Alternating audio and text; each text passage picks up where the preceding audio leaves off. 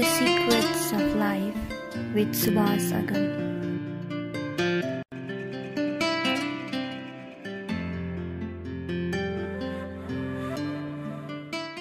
नमस्कार समादरणीय दर्शकवृन्द, स्वधर्म टिभीको प्रस्तुति कार्यक्रम द सिक्रेट्स अफ लाइफ अर्थात् जीवनको रहस्य कार्यक्रममा हजुरलाई स्वागत गर्दछु। आज हामी स्वर विज्ञानको बारेमा, नाडी विज्ञानको बारेमा कुरा गर्नेछौँ। सामान्यतया योगका साधकहरूले यो विषयमा थोरै सुन्न पाउनुभएको हुन्छ। नाडी भन्ने बित्तिकै हामीले त सामान्यतया नेपाली समाजमा हातमा नाडी समातेर ज्वरो चेक गर्ने या चाहिँ लागेको छ कि छैन त्यो जान्ने खालको कुराहरू हुन्छ। तर योगमा नाडी के हो र विशेष गरेर हामीले सुषुम्ना नाडी, इडा पिङ्गलाको बारेमा त सुनेकै हुन्छौँ। तसर्थ यो अध्यात्मसँग यसको सम्बन्ध कस्तो छ र यसले कसरी हाम्रो जीवनलाई राम्रो बनाउन सक्छ, यस विषयमा भारतबाट एकजना विद्वान नेपाल आउनुभएको छ। यही अवसर पारेर हामीले उहाँसँग अन्तर्वार्ता गर्दैछौँ। उहाँ हुनुहुन्छ पवन विजयजी, जो पुरा उहाँको नाम चाहिँ पवन विजय योगाचार्य श्री मोहन कलबुर्गीजी। आउनुहोस्, उहाँलाई स्वागत गरौँ। कार्यक्रममा स्वागत है महाराज जी। नमस्कार। नमस्ते। Thank you very much for your time. Firstly, I'm really honored that you gave your time and I'm really happy that you are in our show. How are you feeling in Nepal?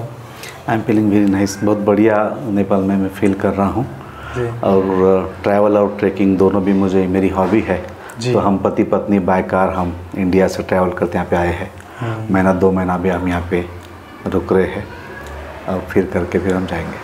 अच्छा, तो जो स्वर विज्ञान है, आपका मैं थोड़ा कुछ आपका इंटरव्यू और आपका जो क्लासेस है वो भी मैंने देखा और उसमें आप यही बता रहे हैं कि नाड़ी विज्ञान का बात जब हम करते हैं तो लोगों को एक गलत फहमी सी है कि नाड़ी ऐसा होता है, नाड़ी वो होता है। तो नाड़ी विज्ञान आप जब बोलेंगे तो लोग आपके आगे हाथ कर देंगे, चलो हमारा नाड़ी चेक करो या सो एंड सो। नाड़ी के संबंध में जो हमारे दिमाग में जो मिसकंसेप्शंस है उसके संबंध में थोड़ा बता दीजिए। और फिर आपने उसको दूसरा नाम दे दिया था है स्वर विज्ञान। इसीलिए नाड़ी विज्ञान क्या है अथवा स्वर विज्ञान क्या है, इसका अध्यात्म से क्या संबंध है, ये बता दीजिए पहले। देखिए, योगा में अगर देखेंगे तो हमारा जो शरीर जो बना है ये 72,000 नाड़ियों से बना है और उसमें मुख्य नाड़ियाँ अगर देखेंगे तो 34 है। उसमें भी अगर मुख्य नाड़ियाँ देखेंगे तो 10 नाड़ियाँ हैं और सबसे प्रमुख नाड़ियाँ जो है वो 3 नाड़ियाँ हैं, जिसका नाम है ईड़ा, पिंगला और जब दोनों चलता है तो सुषुम्ना है। लेकिन क्या है कि हमारे पुराने ज़माने में अगर आयुर्वेदा है, योगा है, ये सारे सिमिलर्स हैं, तो वो भी जब देखते हैं तो वो भी यहाँ पे भी नाड़ियाँ होती, जैसे हम यहाँ ब्लड सर्कुलेशन जो होता है उसको चेक करके वात कफ पित्त 3 ये नाड़ियाँ जो देखते हैं। तो इसलिए आम जनता में अगर देखेंगे तो इन नाड़ियों की प्रचलित ज़्यादा है। इसलिए जब हम नाड़ी शब्द इस्तेमाल करते हैं तो उनको लगता है कि शायद आप हमारा वात कफ पित्त देख के आप हमारा कुछ जो है हेल्थ के बारे में कुछ आप हमें जानकारी देंगे क्या, इस प्रकार से उनको लगता है। बट एक्चुअली हम जो स्वर विज्ञान में जो नाड़ियों की जो बात करते हैं वो हमारे जो शरीर के जो मुख्य नाड़ियाँ हैं, मुख्य धाराएँ जो नाड़ियाँ होती, जैसे हमारा स्पाइनल कॉर्ड होता है तो उसके लेफ्ट साइड में अगर देखेंगे तो एक नाड़ी है, राइट साइड में एक नाड़ी है और स्पाइनल कॉर्ड के बीच में से भी एक नाड़ी निकलती है। तो ये ईड़ा पिंगला सुषुम्ना उन नाड़ियों की बात करते हैं। संस्कृत में श्वास को स्वर बोला गया है जी, हाँ। है ना। जैसे अगर कोई गाने वाले लोग होते हैं उनको लगता है कि कंठ स्वर की आप बात कर रहे हैं बोल के, ऐसे भी लगता है। तो स्वर का माने है श्वास। तो ये स्वर विज्ञान जो है ये पूरा श्वास के ऊपर आधारित विज्ञान है। दिस इज इसलिए मैं जब बोलता हूँ this is a completely breathing science ये पूरा। और एज पर मेडिकल साइंस अगर जाता है तो ये पूरा नर्वस सिस्टम स्टडी है, पूरी तरह से नर्वस सिस्टम स्टडी है। अच्छा जी। तो जब हम इंटरव्यू कर रहे थे तो आप भी आपके स्टूडेंट से यही बात कर रहे हैं कि आपका कौन सा नाड़ी चल रहा है अभी। और this is very important while you are eating, you are fighting or you are meditating or you doing some business। so हर किस्म के जो आप काम करते हैं उस काम से आपका कौन वाला स्वर खुल रहा है, कौन वाला नाड़ी खुल रहा है, इसका बहुत महत्व होता है। ये कैसे होता है, क्यों होता है, बताइए। देखिए, उसके लिए हमें पहले यह जानना पड़ेगा कि ये नाड़ियाँ क्या है। हाँ। अभी सिंपल से अगर देखेंगे तो कुदरत ने हमें एक नोज़ दिया है, बट इस नोज़ में अगर देखेंगे तो 2 नोस्ट्रल्स है। अगर हम मेडिकल साइंस से पूछेंगे कि हम ब्रीथ इन ब्रीथ आउट जो करते हैं, एक से करते हैं या दो से करते हैं, तो जनरली बोलते हैं कि हम दोनों से लेते हैं, दोनों से छोड़ते हैं। बट एक्चुअली देखा जाए तो एक समय में हम एक से ही करते हैं। May be it is left, may be it is right. बराबर है। अब इसका जो है मेरे जीवन में स्वर विज्ञान की शुरुआत कैसे हुई, तो अगर देखेंगे तो 1998 में मैंने एक पिक्चर देखा। जब मैं लगभग 16 या 18 साल का रहूँगा, एक ऋषि मुनि जो हमारे होते हैं उनका मैंने एक पिक्चर देखा। उस पिक्चर में उन्होंने क्या किया था, हाथ के नीचे एक डंडा लेके बैठे थे, है ना, जैसे हम स्टाफ बोलते हैं। हाँ, स्टाफ बोलते हैं, या संस्कृत में से डंडा बोलते हैं, योग दंड बोलते हैं, है ना। तो राइट हाथ के नीचे यहाँ पे लेके बैठते हैं और साथ में पानी का जो है कमंडलू। तो मेरे दिमाग में क्वेश्चन आया कि ये कमंडलू, और कमंडलू तो ठीक है, पानी पीने का जो है एक पॉट है, बट ये लकड़ा यहाँ पे क्यों रखते हैं। उसके ऊपर मैंने काम करना शुरू किया और तब मुझे जाके पता चला यहाँ पे अगर आप प्रेशर देते हैं, क्योंकि ये नाड़ियाँ जो है ना हमारी, ये नाड़ियाँ ऐसे गई है, इधर से इधर नीचे गई है, सेम वे इधर से भी ऐसे नीचे से गया है। यस, यहाँ से जो है ये इधर से है, यहाँ से ये हाथ ऐसे नीचे करोगे तो ये नीचे आएगा, इसलिए बराबर ये यहाँ पे रखते हैं। तो यहाँ से ये ऐसे नीचे जाता है, तो यहाँ पे प्रेशर गिरने से ये नाड़ियाँ ब्लॉक होती है। ब्लॉक होने से हमारा ये नोस्ट्रल चलता है, जिसे हम लेफ्ट बोलते हैं, और इधर दबाएंगे तो ये राइट होता है। तो ये लेफ्ट नोस्ट्रल जो है, ये लेफ्ट नोस्ट्रल आपके राइट ब्रेन से कनेक्ट है और राइट नोस्ट्रल्स आपके लेफ्ट ब्रेन से कनेक्ट है। ये हम कैसे जानते हैं, जब अगर मान लीजिए ऐसे हम नोज के सामने अगर हाथ पकड़ के सांस छोड़ते हैं, एक में कम एक में ज़्यादा होता है, तो इससे हम इसको क्या करते हैं जानते हैं। तो ये जो है इसे संस्कृत में ईड़ा नाड़ी बोला गया है। इसका काम क्या है, शरीर को ठंडा करना। It's a just like as a cooling system. ये हमारी बॉडी में क्या है, कूलिंग सिस्टम है। ये अगर ज़्यादा वर्क करता है तो बॉडी कूल होनी शुरू हो जाती है, और ये ज़्यादा वर्क करता है, जैसे ये राइट है, इसे पिंगला नाड़ी बोलते हैं, ये बॉडी में हीट जनरेट करता है। और ये जो है सूर्य नाड़ी इसे बोलते हैं, ये हमारे हमारा जो लेफ्ट ब्रेन है इससे कनेक्ट है। लेफ्ट ब्रेन हमारा लॉजिकल है। अभी बहुत सारे लोग अगर आप देखेंगे ना, हाइपर होते हैं, बहुत सारा सोचने वाले होते हैं, या डाउटफुल होते हैं, या कुछ भी पूछिए उसके ऊपर बहुत सारे क्वेश्चंस क्रिएट करते हैं। तो उनका अगर आप दिन भर में देखेंगे तो उनका जो राइट नोस्ट्रल जो क्या होता है, जाने अनजाने में ज़्यादा चलता है। उसकी वजह से ये लॉजिकल ब्रेन जो है ये ज़्यादा काम करता है। बट एज पर स्पिरिचुअल में अगर देखा जाए तो स्पिरिचुअलिटी में क्या बोला गया है कि हमें लेफ्ट नोस्ट्रल ज़्यादा चलाना है। तो ये लेफ्ट नोस्ट्रल जो है हमारे राइट ब्रेन से कनेक्ट है। राइट ब्रेन में क्या है, जो इमोशंस के अंदर जो गुड इमोशंस है, जैसे दया है, करुणा है, भक्ति है, श्रद्धा है, नम्रता है ना, या तो सहनशीलता, जैसे हम पेशेंस बोलते हैं। जैसे हमारे सारे जो साधु संत जो है, संतों लोगों में पेशेंस आपको बहुत ज़्यादा दिखेगा। तो ये जो है, ये चंद्रनाड़ी ज़्यादा चलने से दिमाग जो है ये ठंडा रहता है। तो ये पूरा बेसिक जो अगर देखेंगे तो स्वर विज्ञान में ये नाड़ियों से लेके सारा बेसिक है। अब इसमें आप बोलेंगे कि इसका हेल्थ का और इससे क्या संबंध। अगर मैंने जब इसको डीप में मैंने स्टडी किया, मेरा जो है बैकग्राउंड अगर देखेंगे तो मैं योगा से आता हूँ। तो योग जो है ना, जैसे हम अष्टांग योग बोलते हैं, पतंजलि योग बोलते हैं, या जैसे स्वर विज्ञान को हठ योग भी उस प्रकार से बोलते हैं।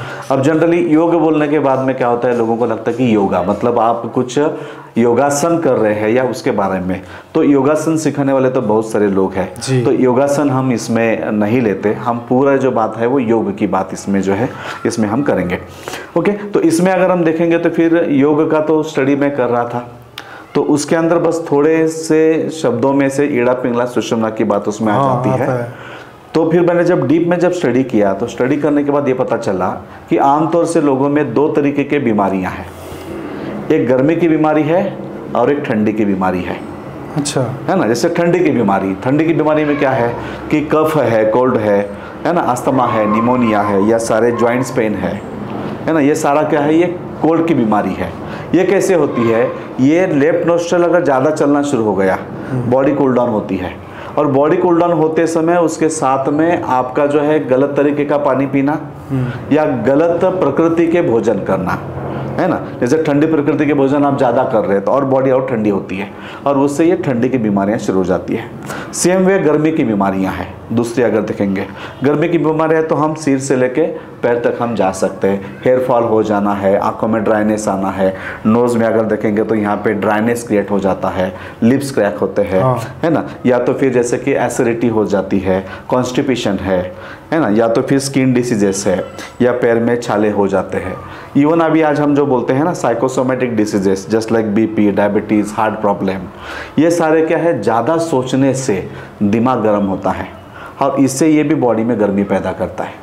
तो आज अगर हम देखेंगे तो एक 20 to 30% बीमारियाँ कौन सी है, ठंडी की है, बट 70% बीमारियाँ कौन सी है, गर्मी की है। और वो ये नाड़ियाँ जो है गलत चलने की वजह से, गलत खान पान की वजह से, रात का आपका सोने का तरीका जो होता है वो गलत होने से, इनसे क्या हो जाता है कि इनसे पूरी शरीर की जो प्रक्रिया है, जो नेचर साइकिल और बॉडी साइकिल, ये डिस्टर्ब हो जाता है और इससे फिर ये बीमारियां आनी शुरू हो जाती है। मुझे अगर देखेंगे तो 1998 में पेट की बहुत सारी समस्याएं थी, इंडाइजेशन प्रॉब्लम था, एसिडिटी थी, गैसेस के प्रॉब्लम थे और बहुत सारी चीज़ें मैंने की, बट मुझे उसमें रिजल्ट नहीं मिला। बट स्वर विज्ञान जब मैंने पढ़ाई करना शुरू किया, इसमें पहले ही इसमें एक श्लोक है कि जहर भी खाएंगे तो डाइजेस्ट करने की ताकत हमारे स्टमक में है, we can digest poison also.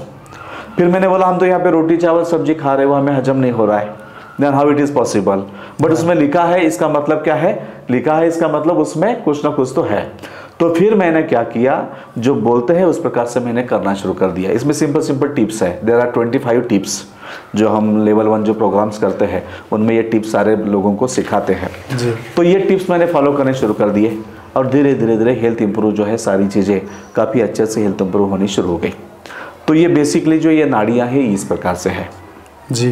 तो ये बताइए कि जब ये कभी राइट कभी लेफ्ट नाड़ी चलता है, कौन समय में दोनों चलते हैं, ऐसा होता है जी? अब क्योंकि मैं अभी चेक कर रहा हूँ, मुझे ये पकड़ में नहीं आ रहा कि कौन ज़्यादा चला है, दोनों ही चल रहे हैं। और ज़्यादातर समय में जब मैं चेक करता हूँ तो मेरा दोनों ही होता है जी। उसके लिए 3 हमें चीज़ें हैं। एक आप ऐसे करके चेक करके देखिए, ये एक तरीका है, किसी एक में कम या ज़्यादा है ना। दूसरा होता है एक को बंद करें और एक से सांस को अंदर ले और सांस को बाहर छोड़े। अभी देखिए मेरा काफ़ी ये क्लियर है, बट ये करता हूँ तो मुझे थोड़ा खिंचाव महसूस होता है इसमें, तो मेरा ये जो है अभी ये ज़्यादा अच्छे से चल रहा है। या तो फिर एक कागज़ का टुकड़ा लेके भी अगर हम थोड़ा सा करते हैं तो उससे भी जो है कि हम इस प्रकार से कर सकते हैं। जैसे मान लीजिए कि अभी हमने एक ये स्मॉल पेपर का जो टुकड़ा है, देखिए इस प्रकार से हमने ले लिया, इसको हमने बीच में से क्या किया, इसका हमने 2 पार्ट कर दिया और इसको हमने फोल्ड किया और इस प्रकार से अगर जस्ट लाइक अ फ्लाई जैसे करते हैं तो वो हो रहा है आपका लेफ्ट ज़्यादा, तो मेरा लेफ्ट जो है तो ये ज़्यादा मैं करता हूँ। तो इस प्रकार से भी हम क्या कर सकते हैं, थोड़ा धीरे से अगर करेंगे तो आपका राइट ज़्यादा है। अच्छा हाँ, दोनों भी होता है। अगर थोड़ा जोर से छोड़ेंगे तो ऐसे लगेगा कि दोनों से आएगा, बट एक में कम होता है, एक में ज़्यादा होता है। तो राइट मेरा ज़्यादा है, आपका राइट अभी ज़्यादा है। तो इसका मतलब ये सूर्य नाड़ी आपकी अभी चल रही है और मेरी जो है मेरी चंद्र नाड़ी जो है, चंद्र नाड़ी मेरी चल रही है जी जी। अच्छा, तो अब नाड़ी को आप साधना से कैसे जोड़ते हैं? क्योंकि हम योगियों से तो यही सुना है कि आपका ईड़ा और पिंगला जो है उसके मध्य से होकर सुषुम्ना जाता है और सुषुम्ना जहाँ से जाती है वहीं पर चक्र होते हैं और वो जब आप सुषुम्ना नाड़ी को भेदन करेंगे फिर आपका कुंडलिनी जागरण होता है। तो इसका कनेक्शन क्या है? जी पहली बात हमें ये जानना पड़ेगा कि हमें सुषुम्ना के रास्ते जाना क्यों है ना, या तो फिर इंडिया में या जितना भी योग जो है या अध्यात्म जिसे हम बोलते हैं, ये अध्यात्म है क्या? तो सिंपल में अगर देखा जाए, मृत्यु जो है 10 द्वारों से है। अभी अगर हम देखते हैं कोई इंसान मर जाता है तो उसकी आंखें खुली रहती है, इसका मतलब उसकी चेतना आंखों के रास्ते से चली गई, इसलिए आंखें क्या है, ऐसे आंखें खुली है। किसी का ऐसा मुंह खुला रहता है, मरने के बाद मुंह खुला होता है, इसका मतलब उसकी चेतना यहाँ से चली गई। किसी के कान में से खून आता है, लेफ्ट में या राइट में, इसका मतलब चेतना यहाँ से चली गई। जो भयभीत होकर जो चेतनाएं निकलती है उसमें या तो यूरिन होता है या तो टॉयलेट होता है ना। इसका मतलब उनकी चेतना क्या है, या तो आपके जो है यूरिन पार्ट से या तो फिर जो है एनस से चेतना उस प्रकार से निकल रही है। तो ये सामान्य जो है मृत्यु है। और अगर हम देखेंगे तो जितना नाक से भी कभी कभी खून बहता है, नाक से भी खून बहता है, तो ये जो है ये क्या है, ये सामान्य मृत्यु है। अच्छा, है ना। तो इसे बोला जाता है कि जन्म मृत्यु का जो चक्कर है ये कंटिन्यू आपका चलता रहेगा। तो जितना अध्यात्म है, जितना योग है, इसमें क्या बोलते हैं कि हमारी जो चेतना है वो सुषुम्ना के रास्ते से, ये क्या है, ये ब्रह्मरंध्र है, यहाँ से चेतना बाहर निकले। और इसलिए ये सारा प्रयास है, जितना भी प्रयास जो किया जाता है, जो मुक्ति का रास्ता जो बोला जाता है, वो बोला जाता है कि यहाँ से जो है चेतना बाहर निकले। यहाँ से चेतना अगर बाहर निकलती है तो बोला जाता है कि आपको फिर जन्म मृत्यु जो है वो नहीं है, आप मुक्त है या बुद्ध है, इस प्रकार से जो है बोली जाती है। तो इसलिए सारा योग जो है उसमें ये प्रयास होता है कि हम ईड़ा पिंगला, तो ये 2 नाड़ियाँ हैं, इनको चलाते चलाते हमें क्या करना है, सुषुम्ना का रास्ता जो है ओपन करना है। तो सुषुम्ना का रास्ता ओपन करने के लिए आप प्राणायाम का इस्तेमाल कर सकते हैं, आप चक्रास, जो आपने बोला चक्रास बीज मंत्र का इस्तेमाल कर सकते हैं, आप मेडिटेशन का इस्तेमाल कर सकते हैं, अलग अलग बंद वगैरह जिस प्रकार के जो है अलग बहुत सारी चीज़ें हैं, सबका आप इस्तेमाल करके उस प्रकार से जा सकते हैं। कुंडलिनी के संबंध में इसीलिए पूछ रहा था क्योंकि हम देखते हैं कि योगी लोग खाली नाड़ी का ही बात करेंगे, सुषुम्ना नाड़ी खोलने के लिए ईड़ा पिंगला को खोलो, इसका साधन करो, शोधन करो, फिर चक्र भेदन होंगे, फिर कुंडलिनी जागृत होगा। तो आपका साधना और आपका जो क्लासेस हैं, कुंडलिनी से कितना उसका ताल्लुक है? कुंडलिनी की देखिए, कोई भी कुंडलिनी शक्ति जागृत हुई ऐसे इस प्रकार से हम नहीं बोल सकते, बट वो जो रास्ता है, मतलब नीचे जो मूलाधार जिसे हम बोलते हैं वो जड़ है, और सहस्त्र जिसे बोलते हैं चेतन है। तो उसका मेन यही होता है कि जड़ से चेतन की तरफ की यात्रा, है ना। तो कुंडलिनी वो भी एक शक्ति है, जैसे हम बोलते हैं कुंडलिनी भी एक शक्ति है, उसमें फिर थोड़ा सा पूर्वाभास होना या बहुत सारी चीज़ें हैं। बट अगर डीप में अगर हम योग में अगर देखते हैं तो इन सब सिद्धियों को प्रकृति का रूप माना गया है। और सिद्धियाँ क्या करती है, आपको पकड़ के जो है, जैसे कोई व्यक्ति पैसे के पीछे लगा हुआ है, कोई जो है अगर प्रसिद्धि के पीछे लगा हुआ है, उसी प्रकार से आध्यात्मिक व्यक्ति सिद्धियों के पीछे लगता है। तो प्योर अध्यात्म में अगर देखेंगे तो सिद्धियाँ या जो कुंडलिनी उसके पीछे भागने के लिए नहीं बोला जाता। बस आप आपकी साधना करो, जो भी होगा उस प्रकार से बस आप आगे बढ़ते जाओ। तो ये अगर देखेंगे तो ये प्योर साधना है। और मैं भी जो अगर देखेंगे तो कि 2009 से अभी मैं ये क्लासेस वगैरह जो ले रहा हूँ, तो अभी हम चक्रास बीज मंत्र, उच्चारण, प्राणायाम, ध्यान, ये बहुत सारी चीज़ें इसमें जो हम करते हैं। तो इसमें बस प्योर हम साधना के ऊपर ही हम ज़्यादा फोकस करते हैं। आपका मेंटल हेल्थ, आपका जो है फिजिकल हेल्थ, आपका हैप्पीनेस और हमारी जो साधना, इस पे हम ज़्यादा फोकस करते हैं। अच्छा, तो आपके क्लास जो होते हैं, अभी भी नेपाल में आप क्लास करवा रहे हैं, भारत से भी आप ऑनलाइन क्लास करवाते हैं, तो अब ये बताइए लोग क्या सीखते हैं यहाँ पर आके? ये जो है इसमें मैंने आपका मैं पम्पलेट अभी देख रहा था कि यहाँ पर लिखा हुआ है कि स्वर विज्ञान, प्राणायाम और चक्र संबंधी भी अभ्यास होते हैं, फिर ध्यान अभ्यास भी होता है, फिर आहार पोषण के संबंध में भी होता है, इसके लिए बताइए। जी, इसमें जो है कि मैंने जब पूरा स्टडी किया तो इसमें 4 लेवल हमने इसमें बनाए हैं। लेवल 1 जो होता है वो फिजिकल लेवल है।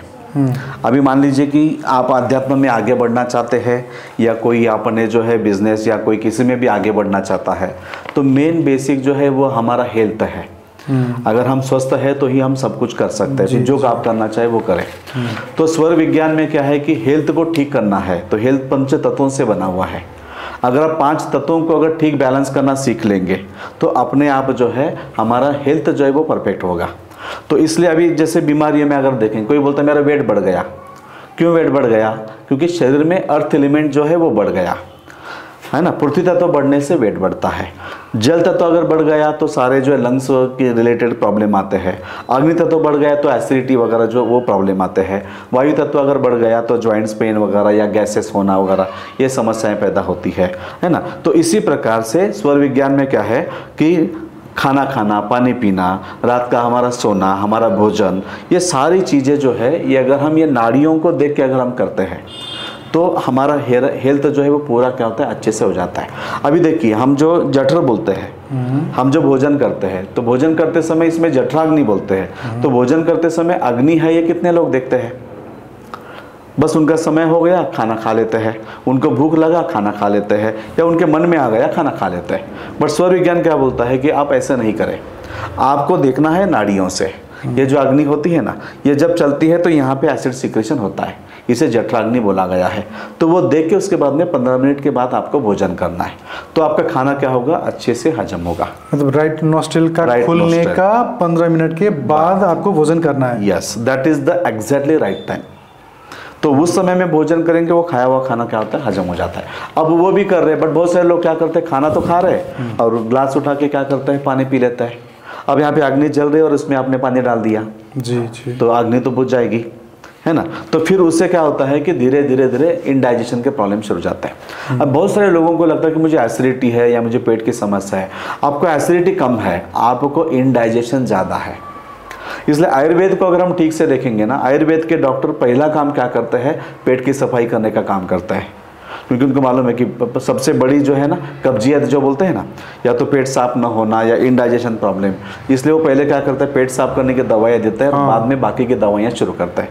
ये बेसिक जो रूल है ये आयुर्वेद का इस प्रकार से है। तो ये फिर हम जो है नाड़ियाँ इस प्रकार से 15 दिन क्लास में लेके सेट करता है। अभी जनरली अगर देखेंगे तो मुझे बहुत सारे ऑफर्स आते हैं कि हम 100 लोग बनाएंगे, 200 लोग बनाएंगे, आप आ जाइए, 1 दिन में सिखाइए, 2 दिन में सिखाइए। स्वर विज्ञान 2 दिन में सीखने का साइंस नहीं है। मैंने स्वयं स्वर विज्ञान को जो है, मैंने जो एक पवन विजय जो नाम मैंने बताया, ये महाराष्ट्र का प्राकृत मराठी का किताब है। इसमें लगभग अगर देखेंगे तो 392 जो श्लोक, सब में सेम वही है। बट राइटर कौन है? इसके राइटर कोई ऐसे इस प्रकार से नहीं, एक पूरा जो है ये शिव पार्वती संवाद बोल के जो है ना, इस प्रकार से ये सारा जो आया हुआ जो है वो पूरा साइंस है। बस लोगों ने इसको क्या किया है, अनुवाद अलग अलग तरीके से अनुवाद इसमें किए गए हैं। तो वो किताब स्टडी करके मुझे समझने के लिए 8 साल लगे। 8 साल मैंने खुद के ऊपर सारे एक्सपेरिमेंट अपने आप ही स्टडी, सेल्फ स्टडी किया या कोई गुरु को रखे? गुरु भी मैंने बहुत जगह पे जाके मैंने सुना भी, समझा भी, बट पूरा एक्सपेरिमेंट जो है वो मैंने खुद के ऊपर किया है। जैसे भी मैं डाइजेशन के ऊपर जो बोलता हूँ, तो 4.5 साल मैंने नाड़ी देख के खाना खाना है, नाड़ी देख के पानी पीना है, कि फिर इसका क्या इम्पैक्ट होता है, क्या नहीं होता है, वो सारी चीज़ें जो है मैंने इसमें देखी है।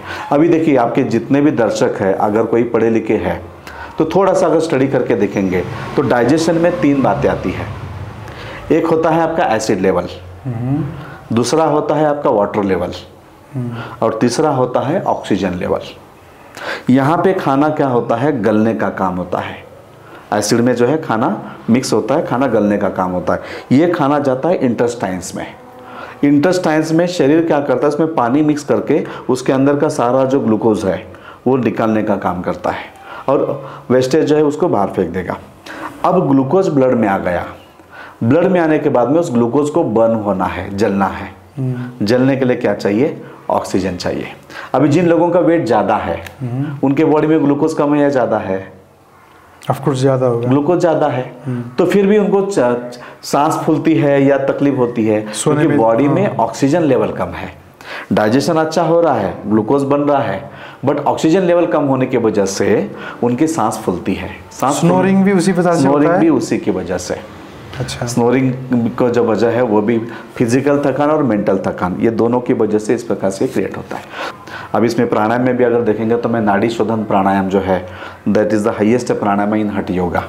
हठ योगा का काफ़ी एडवांस प्राणायाम, जिसमें ईड़ा पिंगला दोनों का इस्तेमाल होता है। जैसे हम अनुलोम विलोम प्राणायाम करते हैं तो इसमें ये एडवांस होता है कि इसमें आप जो है कि अंतर कुंभक भी आप करते हैं और बाह्य कुंभक भी करते हैं, और आगे जाके और आगे के लेवल में इसमें फिर बंद भी होता है, मूल बंद, उड्डयन बंद और जलंधर बंद, बंदों का भी इस्तेमाल उसमें हम कर सकते हैं। आज के समय में ज़्यादातर लोगों को तो खाली यही बीपी ही ज़्यादा है, या शुगर है, या कोलेस्ट्रॉल, थायराइड, यही तो ज़्यादातर समस्याएं हैं। तो इनसे जुड़ने के लिए स्वर विज्ञान को जानने के बाद आपको हेल्प होगा? 100% हेल्प होगा, क्योंकि ये सारी बीमारियां जो है ना मानसिक है, बस स्ट्रेस लेवल है। अब देखिए, किसी से भी पूछिए कि आपको स्ट्रेस क्यों मिल रहा है, स्ट्रेस क्यों हो रहा है, तो बोलते हैं कि मैं जो चाहता हूँ वो नहीं हो रहा है बहुत बार। और वहाँ पे क्या करना होता है, वेटिंग करना होता है। मुझे लगता है कि ये काम कल हो जाएगा। जैसे रोग तो हेरिडिटी के हिसाब से भी तो आता है, जैसे पिता को था या माता को था या और आगे वाले को था, तो वैसे भी आता है। हेरिडिटी से भी जो है बीमारी, लेकिन उसको क्योर किया जा सकता है। हाँ, अगर वो खुद के अच्छे से करता है तो उसको क्योर भी कर सकते हैं, बट कुछ चीज़ें होती है कि वो नहीं होती। बट अभी जैसे हम डायबिटीज़ वगैरह जो बोलते हैं, हेरिडिटी वाले तो ये है नहीं। अभी जो है 40-50 साल से ये जो है दिन ब दिन ये इस प्रकार से ये बढ़ते जा रहे हैं, बराबर है। तो ये बीपी, डायबिटीज़, हार्ट अटैक, ये सारे प्रॉब्लम जो है ये अच्छे से हम क्योर कर सकते हैं, और आज पूरी दुनिया को मालूम हो चुका है। अभी इसमें कोई बड़ी बात रही नहीं है।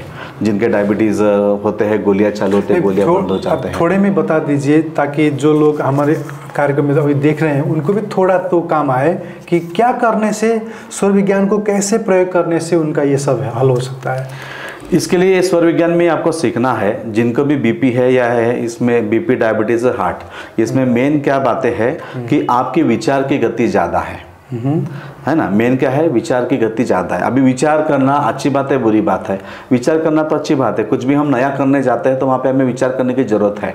लेकिन कुछ नया हम क्रिएट नहीं कर रहे, फिर भी बैकअप द माइंड जो है, आपके दिमाग में जो विचार चल रहे हैं, ये अनवांटेड आपके शरीर के अंदर की सारी ऊर्जा को ये खा रहे हैं।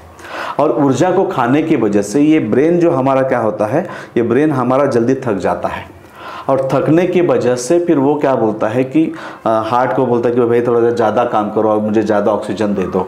और इसलिए सारे हमारे ऑर्गन जो है ये अंदर से ज़्यादा भागने का काम करता है, और उससे हमारा जो स्पीड जो है सब बढ़ जाता है, और इससे सारी समस्याएं जो शुरू हो जाती है।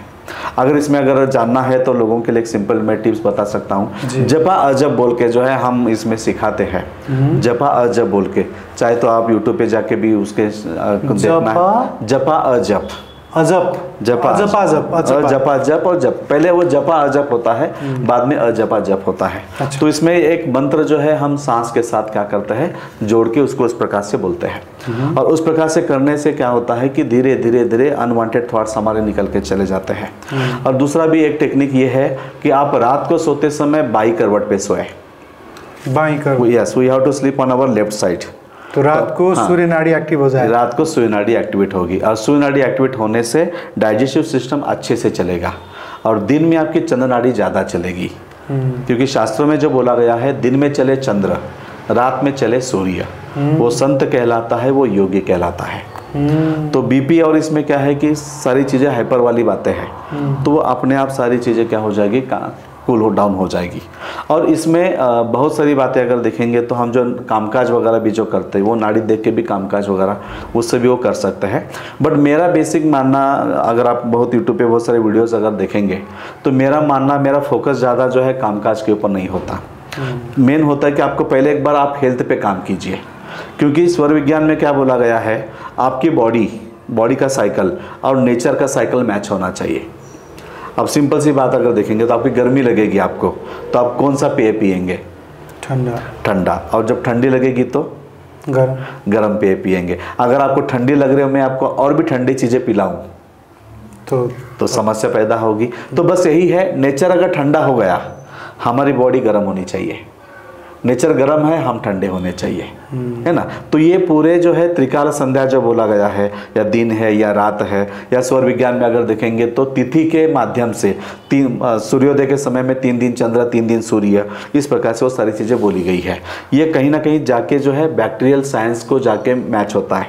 नेचर में बैक्टीरिया बढ़ता है तो आपकी सूर्य नाड़ी का चलती है, तो ये आपकी बॉडी उसके अपोज में फाइट करती है, और क्या करती है, इम्यूनिटी को बना के रखती है। और वही नेचर में अच्छा एनर्जी है, और हमारी चंद्र नाड़ी चलती है, तो बॉडी उस एनर्जी को क्या करती है, ग्रैब कर लेती है। तो ये मैं इस पे ज़्यादा बिलीव करता हूँ। और फिर हम पूरे 15 दिन के क्लास में क्या करते हैं, लोगों को स्टेप करके, है ना, नेचर के साइकिल से जोड़ देते हैं। और एक बार इससे जुड़े तो फिर आप सालों साल बीमार नहीं गिरेंगे।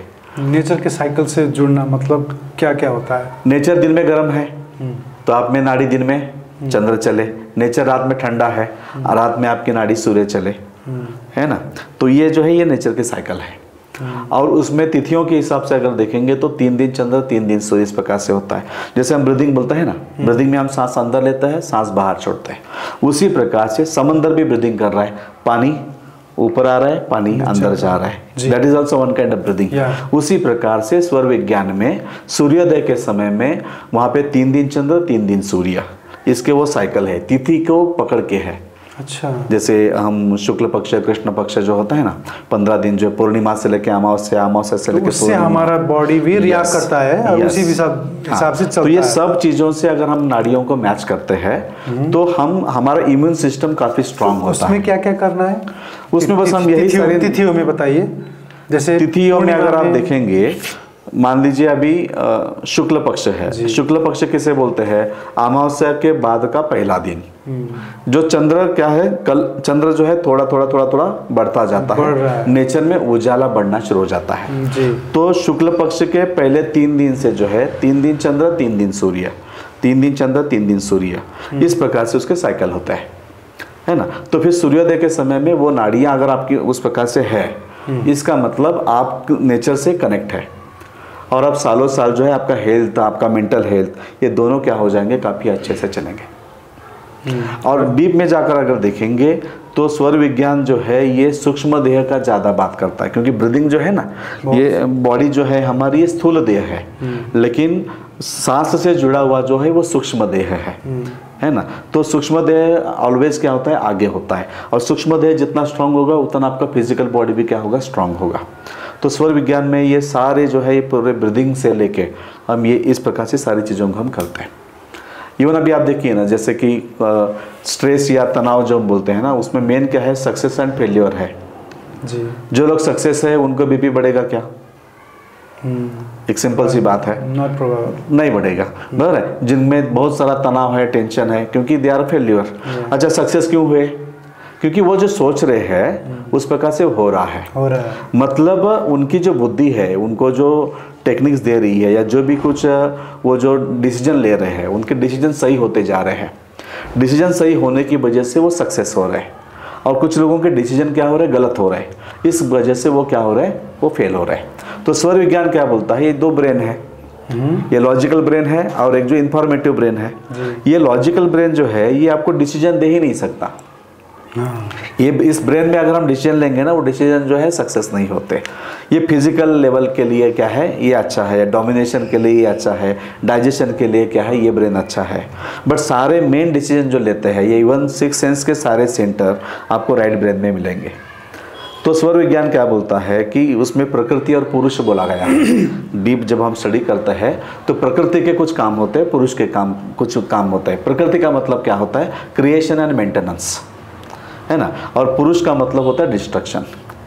तो डिस्ट्रक्टिव सारे काम जो है सूर्य नाड़ी में होते हैं, और प्रकृति के जो सारे काम होते हैं वो चंद्र नाड़ी में होते हैं। और इस प्रकार से अगर हम करेंगे तो हमें सक्सेस क्या होता है, ज़्यादा होता है। और इवन आप डीप लेवल में नेचर से जुड़ते हैं। अभी मैं कुछ काम करने के लिए जा रहा हूँ, बराबर है, नाड़ियाँ मैंने सब सेट कर दी, इस प्रकार से जा रहा हूँ। जैसे ही जाता हूँ वहाँ पे नाड़ी चेंज हो जाती है।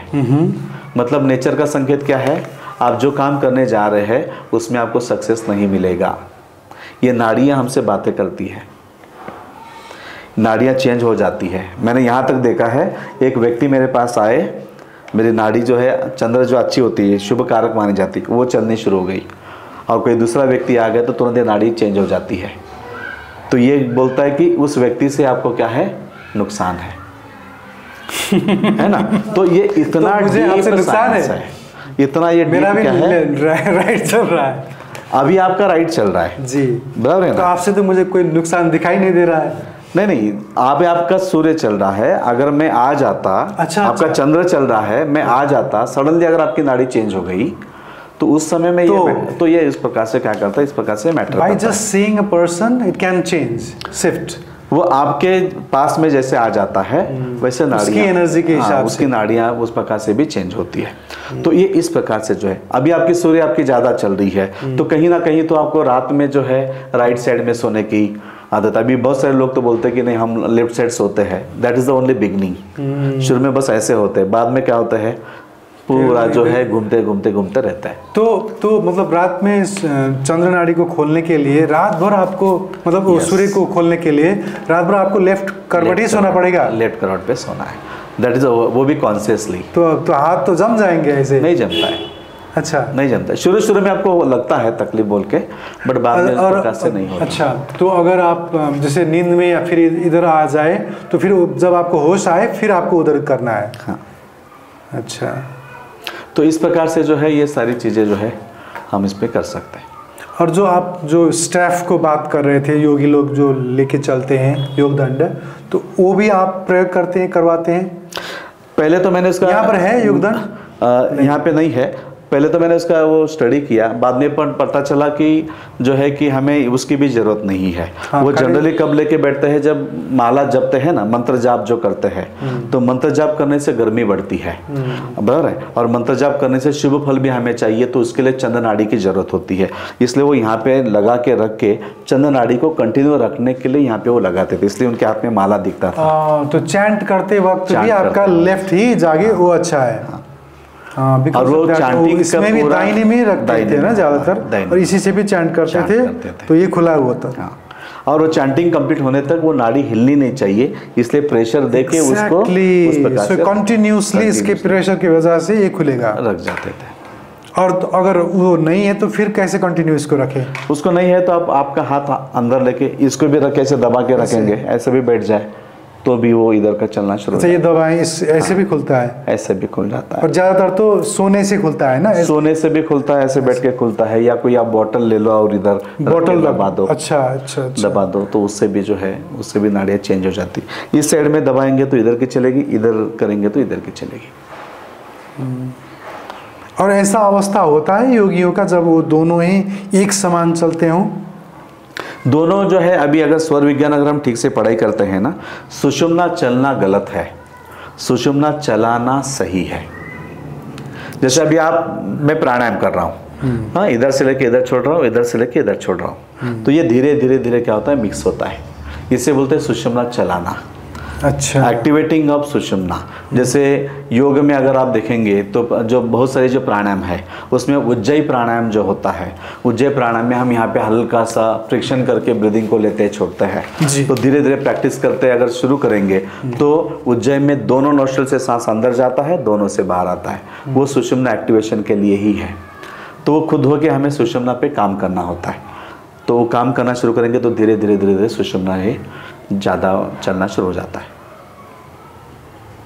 अच्छा, तो हम रोग के संबंध में बात बोल रहे थे, तो डायबिटीज़ अगर हो किसी को तो वो क्या करें? डायबिटीज़ में सिंपल जो पैंक्रिया की जो बीमारी है, बराबर ना, तो इसी में वही है कि पांचों तत्व आपके बैलेंस होने जरूरी है।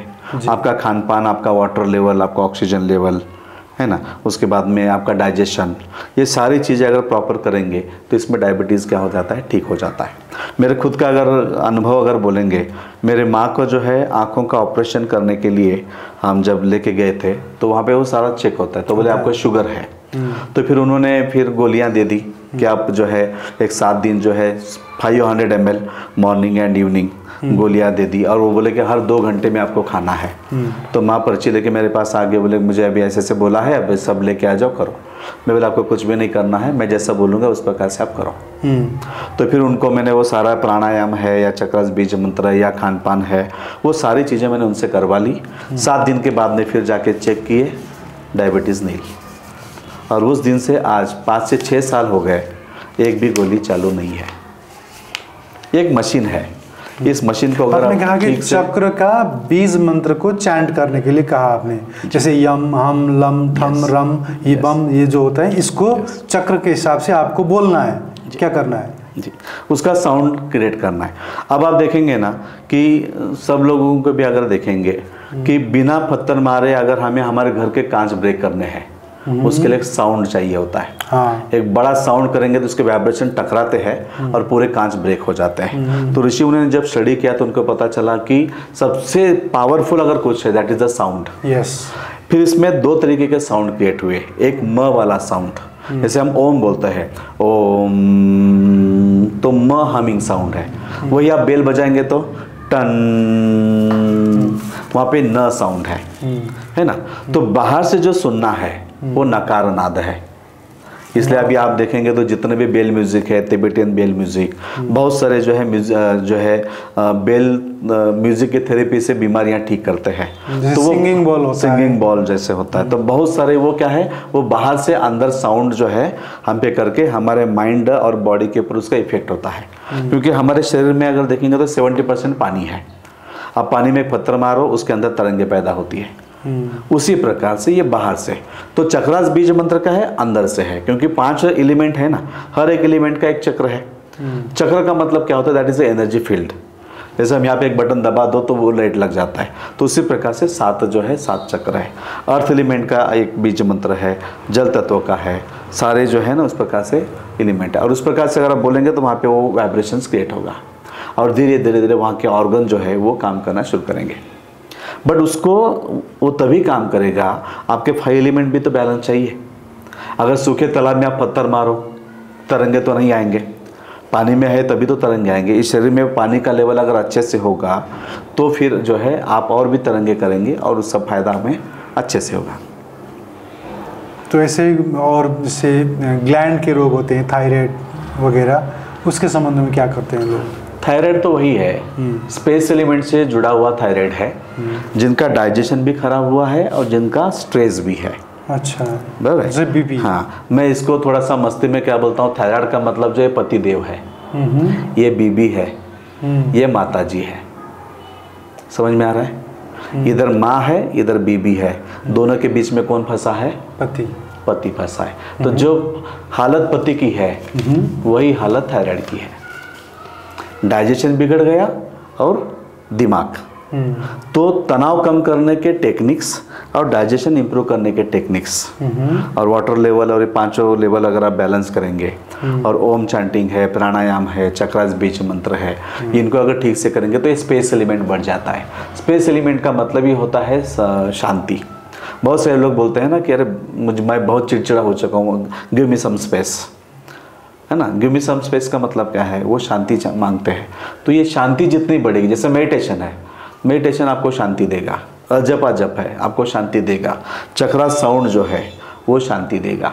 तो ये मेरे पास अभी देखता हूँ ना मैं 6 मंथ में अजपा में आप सोहम जप करवाते हैं या और कोई? वो तो आप तय कीजिए। अच्छा, कोई भी मंत्र? हर एक व्यक्ति का अपना जो कोई गुरु मंत्र हो सकता है या जो भी कोई हो सकता है, उस प्रकार से लेकर आप जो चाहे उस प्रकार से वो कर सकता है।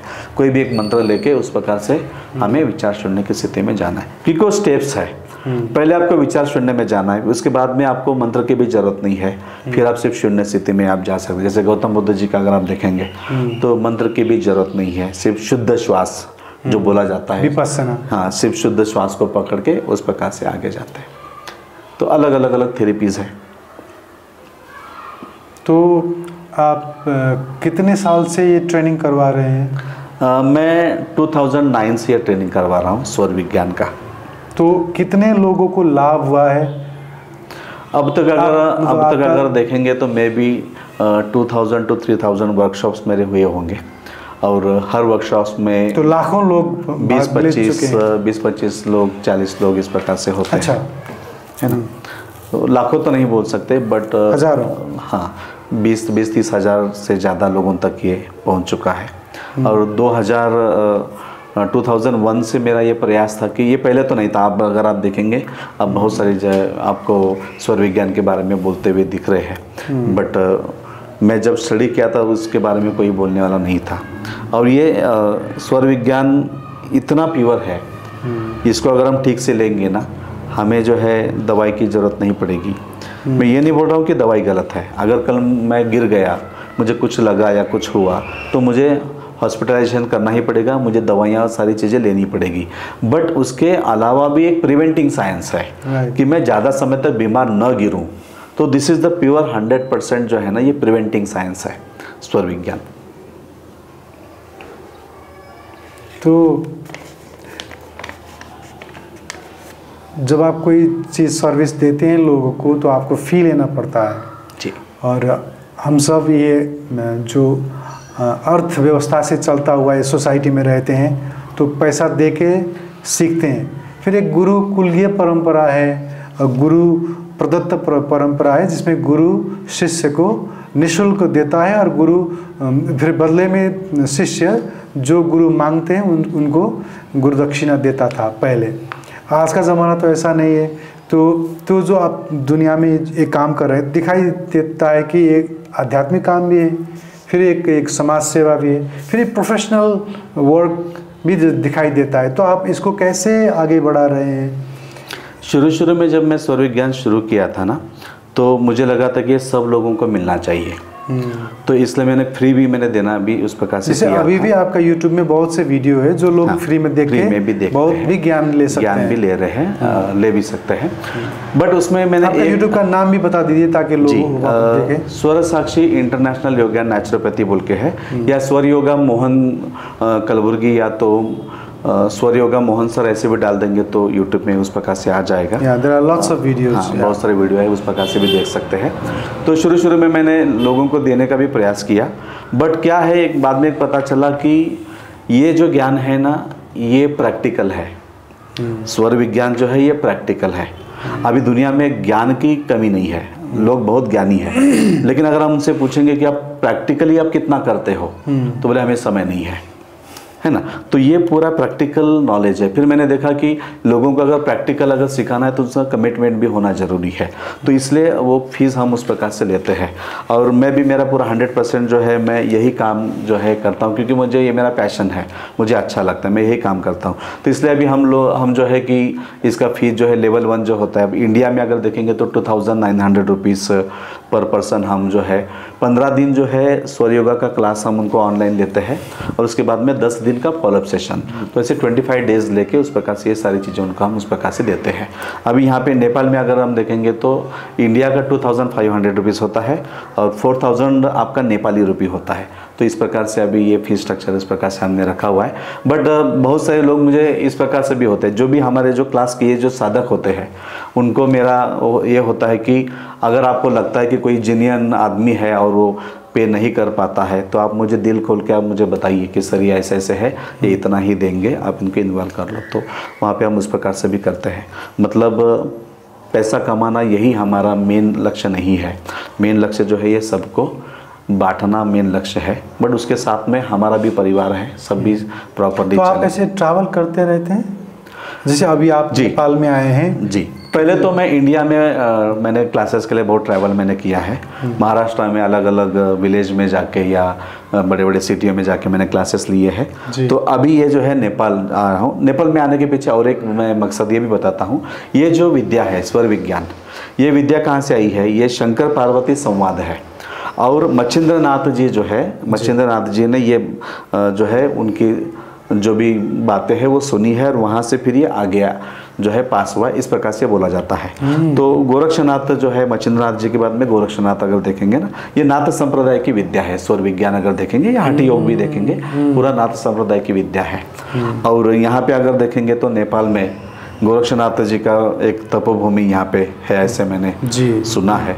तो मुझे भी लगा कि चलो क्यों ना हम जहाँ पे भी अच्छे स्पॉट है वहाँ पे हम जाके बैठे, वहाँ पे साधना करें। तो उस एक हेतु से जो है नेपाल देखना और नेपाल घूमना और साधना भी होगा। और यहाँ पे जिन लोगों को, कितने दिन रहेंगे आप? अभी हम यहाँ पे लगभग और 1 महीना हम रहेंगे, और 1 महीने के बाद में फिर हम रिटर्न इंडिया जाएंगे। तो आपके वैयक्तिक साधना के लिए आप किसी गुरु से दीक्षित हैं? जी, मेरा जो है मैं 12 साल ऋषि प्रभाकर गुरुजी बोल के जो बेंगलुरु के जो थे, तो अभी नहीं है वो गुरुजी, तो उनके साथ 12 साल रहने का मुझे मौका मिला। आश्रम में ही? उनके आश्रम में ही रहे? हाँ, मैं आश्रम में, हम पति पत्नी दोनों जो है हम वहाँ पे आश्रम में थे।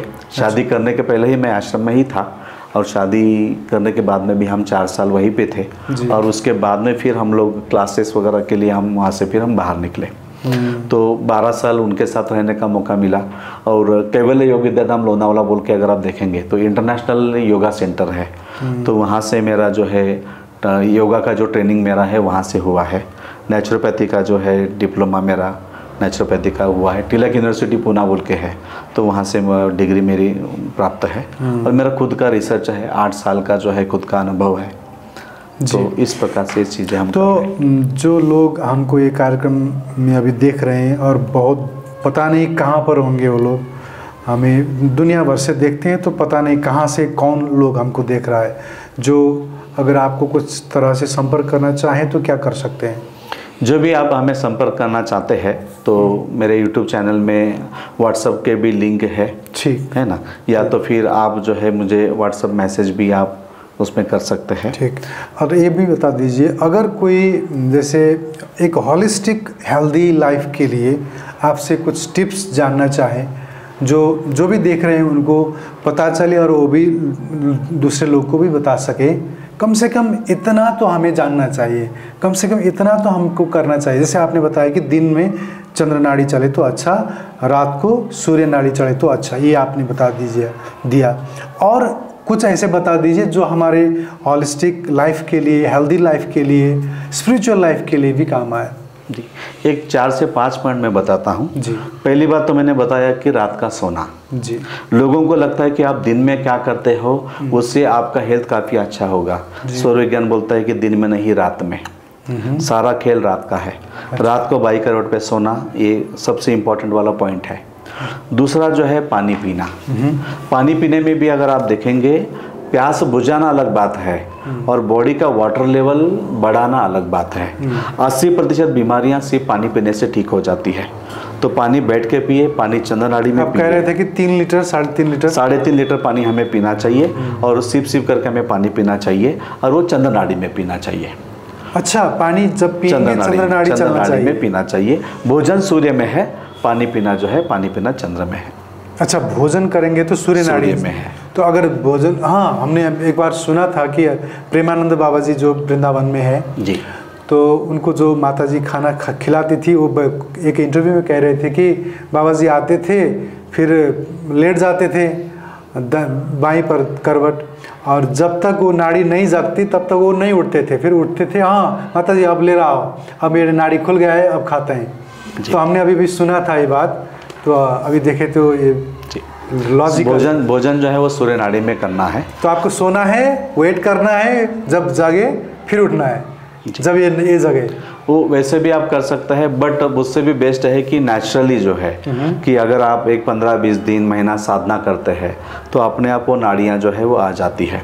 नाड़ियाँ आना और नाड़ियों को चेंज करना है ना, क्योंकि अब मैंने नाड़ी को चेंज किया, इसका मतलब क्या हो गया, ब्रेन का फंक्शन चेंज हो गया।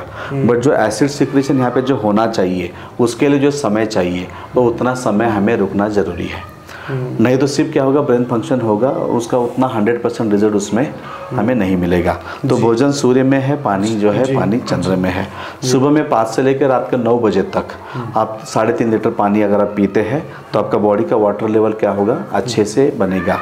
जिन लोगों को आंखों के नीचे कालापन है या जो पिंपल्स है, या तो यहाँ पे कालापन है, अभी मैं नेपाल में जैसे आया हूँ तो देखता हूँ कि बहुत से लेडीज़ को देखेंगे तो यहाँ पे ऐसे बहुत सारा कालापन दिखता है। तो ये क्या है, ये वाटर लेवल बॉडी में कम होने की वजह है। वाटर लेवल अगर आप अच्छे से है तो ये पूरा फेस जो है हमारा पूरा क्लियर रहता है। तो ये वाटर लेवल जो टिप्स है वो भी इम्पोर्टेंट टिप्स है।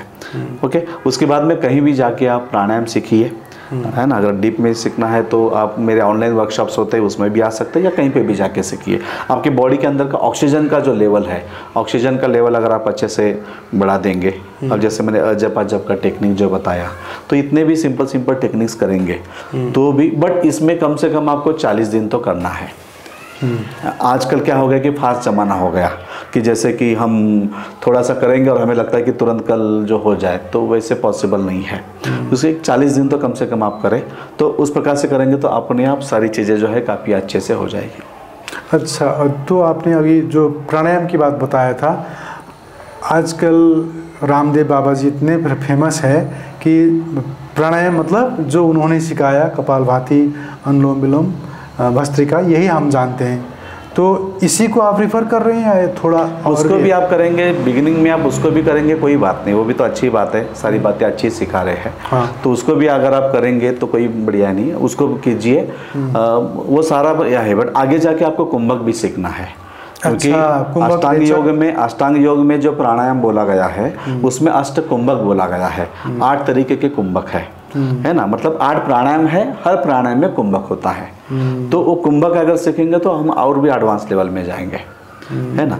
तो वो भी अगर सीखेंगे तो उससे और भी ज़्यादा फायदा होगा कि अभी हम जो सिखाते हैं उसमें हम क्या करते हैं, हम कुंभक भी सिखाते हैं, अंतर कुंभक भी होता है और बाह्य कुंभक भी होता है। और उसको प्रॉपर वे से जाना पड़ता है। तो पूरा हमारे निगरानी में जो है 15 दिन लोग क्या करते हैं, हम जैसा बोलते हैं वैसे एक सेकंड बढ़ाते बढ़ाते उस प्रकार से जो है वो कुंभक सीखते हैं। Thank you very much for your time. अगर अंत में ऐसा कोई चीज़ है जो हमने नहीं पूछा और आप बताना चाहते हैं तो प्लीज़।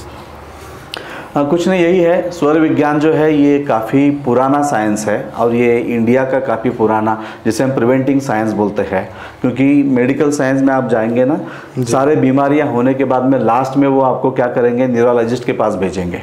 मतलब क्या है कि आपकी सारी नाड़ी संस्था वगैरह सब चेक करने के लिए बोलेंगे। बट स्वर विज्ञान जो है ये शुरू से ही नाड़ी संस्थान से शुरू होता है। तो ये मेडिकल वे से अगर देखेंगे तो ये काफ़ी हायर लेवल में है। तो इसको ठीक से आप सीख के अगर आप इसको आपके जीवन में उतारेंगे तो इसके जैसा बेनिफिट दूसरा कोई नहीं है। मैंने इस कार्य के लिए मैंने पूरा जीवन जो है मैंने इसमें समर्पित किया है।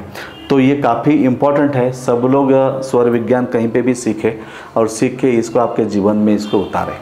Thank you very much for your time. It was really wonderful to meet you. Hope to meet this again. And last में दर्शकवृंद वहाँ से जो गुरुजी से जो लोगों ने स्वर विज्ञान को सीखा है, कुछ स्टूडेंट यहीं पर हैं, हम उनसे भी थोड़ा प्रतिक्रिया लेंगे, फिर हम कार्यक्रम को एंड करेंगे। ठीक है महाराज जी? जय शंभो। हजुरको शुभ नाम पनि भन्नुहुन्छ? मेरो नाम शारदा रिजाल हो। खास गरेर मैले चाहिँ अप्रिलबाट सुरु गरेको थिएँ लेभल 1, अनि लेभल 1 पार गरिसकेपछि मैले लेभल 2 पनि सँगसँगै सिक्ने अवसर पनि पाएँ र आवश्यकता पनि ठाने मैले। लेभल 1 मा जति बेला मैले यो सिक्दाखेरि मलाई एकदमै डिहाइड्रेसनको समस्या थियो। पानी जति पिए पनि मेरो शरीरले जुन पानीको इन्टेक मिलाउनु पर्ने हो त्यो चाहिँ पुरा भएको थिएन। त्यति बेला चाहिँ मैले जब गुरुसँग जोडिसकेपछि मैले के थाहा पाएँ भने कसरी मैले 4-5 लिटर पानी खाँदाखेरि पनि मेरो शरीरलाई चाहिने जति पानी पुगेन भनेर चाहिँ अझ बढी गहिरिएर जुन यो प्र्याक्टिस गर्दै जाँदाखेरि मैले के पाएँ भने मेरो अत्यधिक चाहिँ सूर्य नाडी चलिरहेको रहेछ। अनि त्यति बेला मलाई गुरुले भन्नुभयो कि मेरो त होल डे चाहिँ सूर्य नाडी चल्छ, मैले कति बेला पानी खाने मैले सोधेँ। सोद्धाखेरि उहाँले भन्नुभयो कि सुताइ कस्तो छ, कतापट्टि सुतिराखेको छ, एकचोटि चेक गर्नु भोलि भन्नुभयो। अनि मैले चाहिँ मेरो सुताइलाई चेक गर्दाखेरि बेलुका त म देब्रे हरै सुत्थेँ, तर बिहान उठ्दाखेरि त म त दाहिने फर्किसकेको हुँदो रहेछु।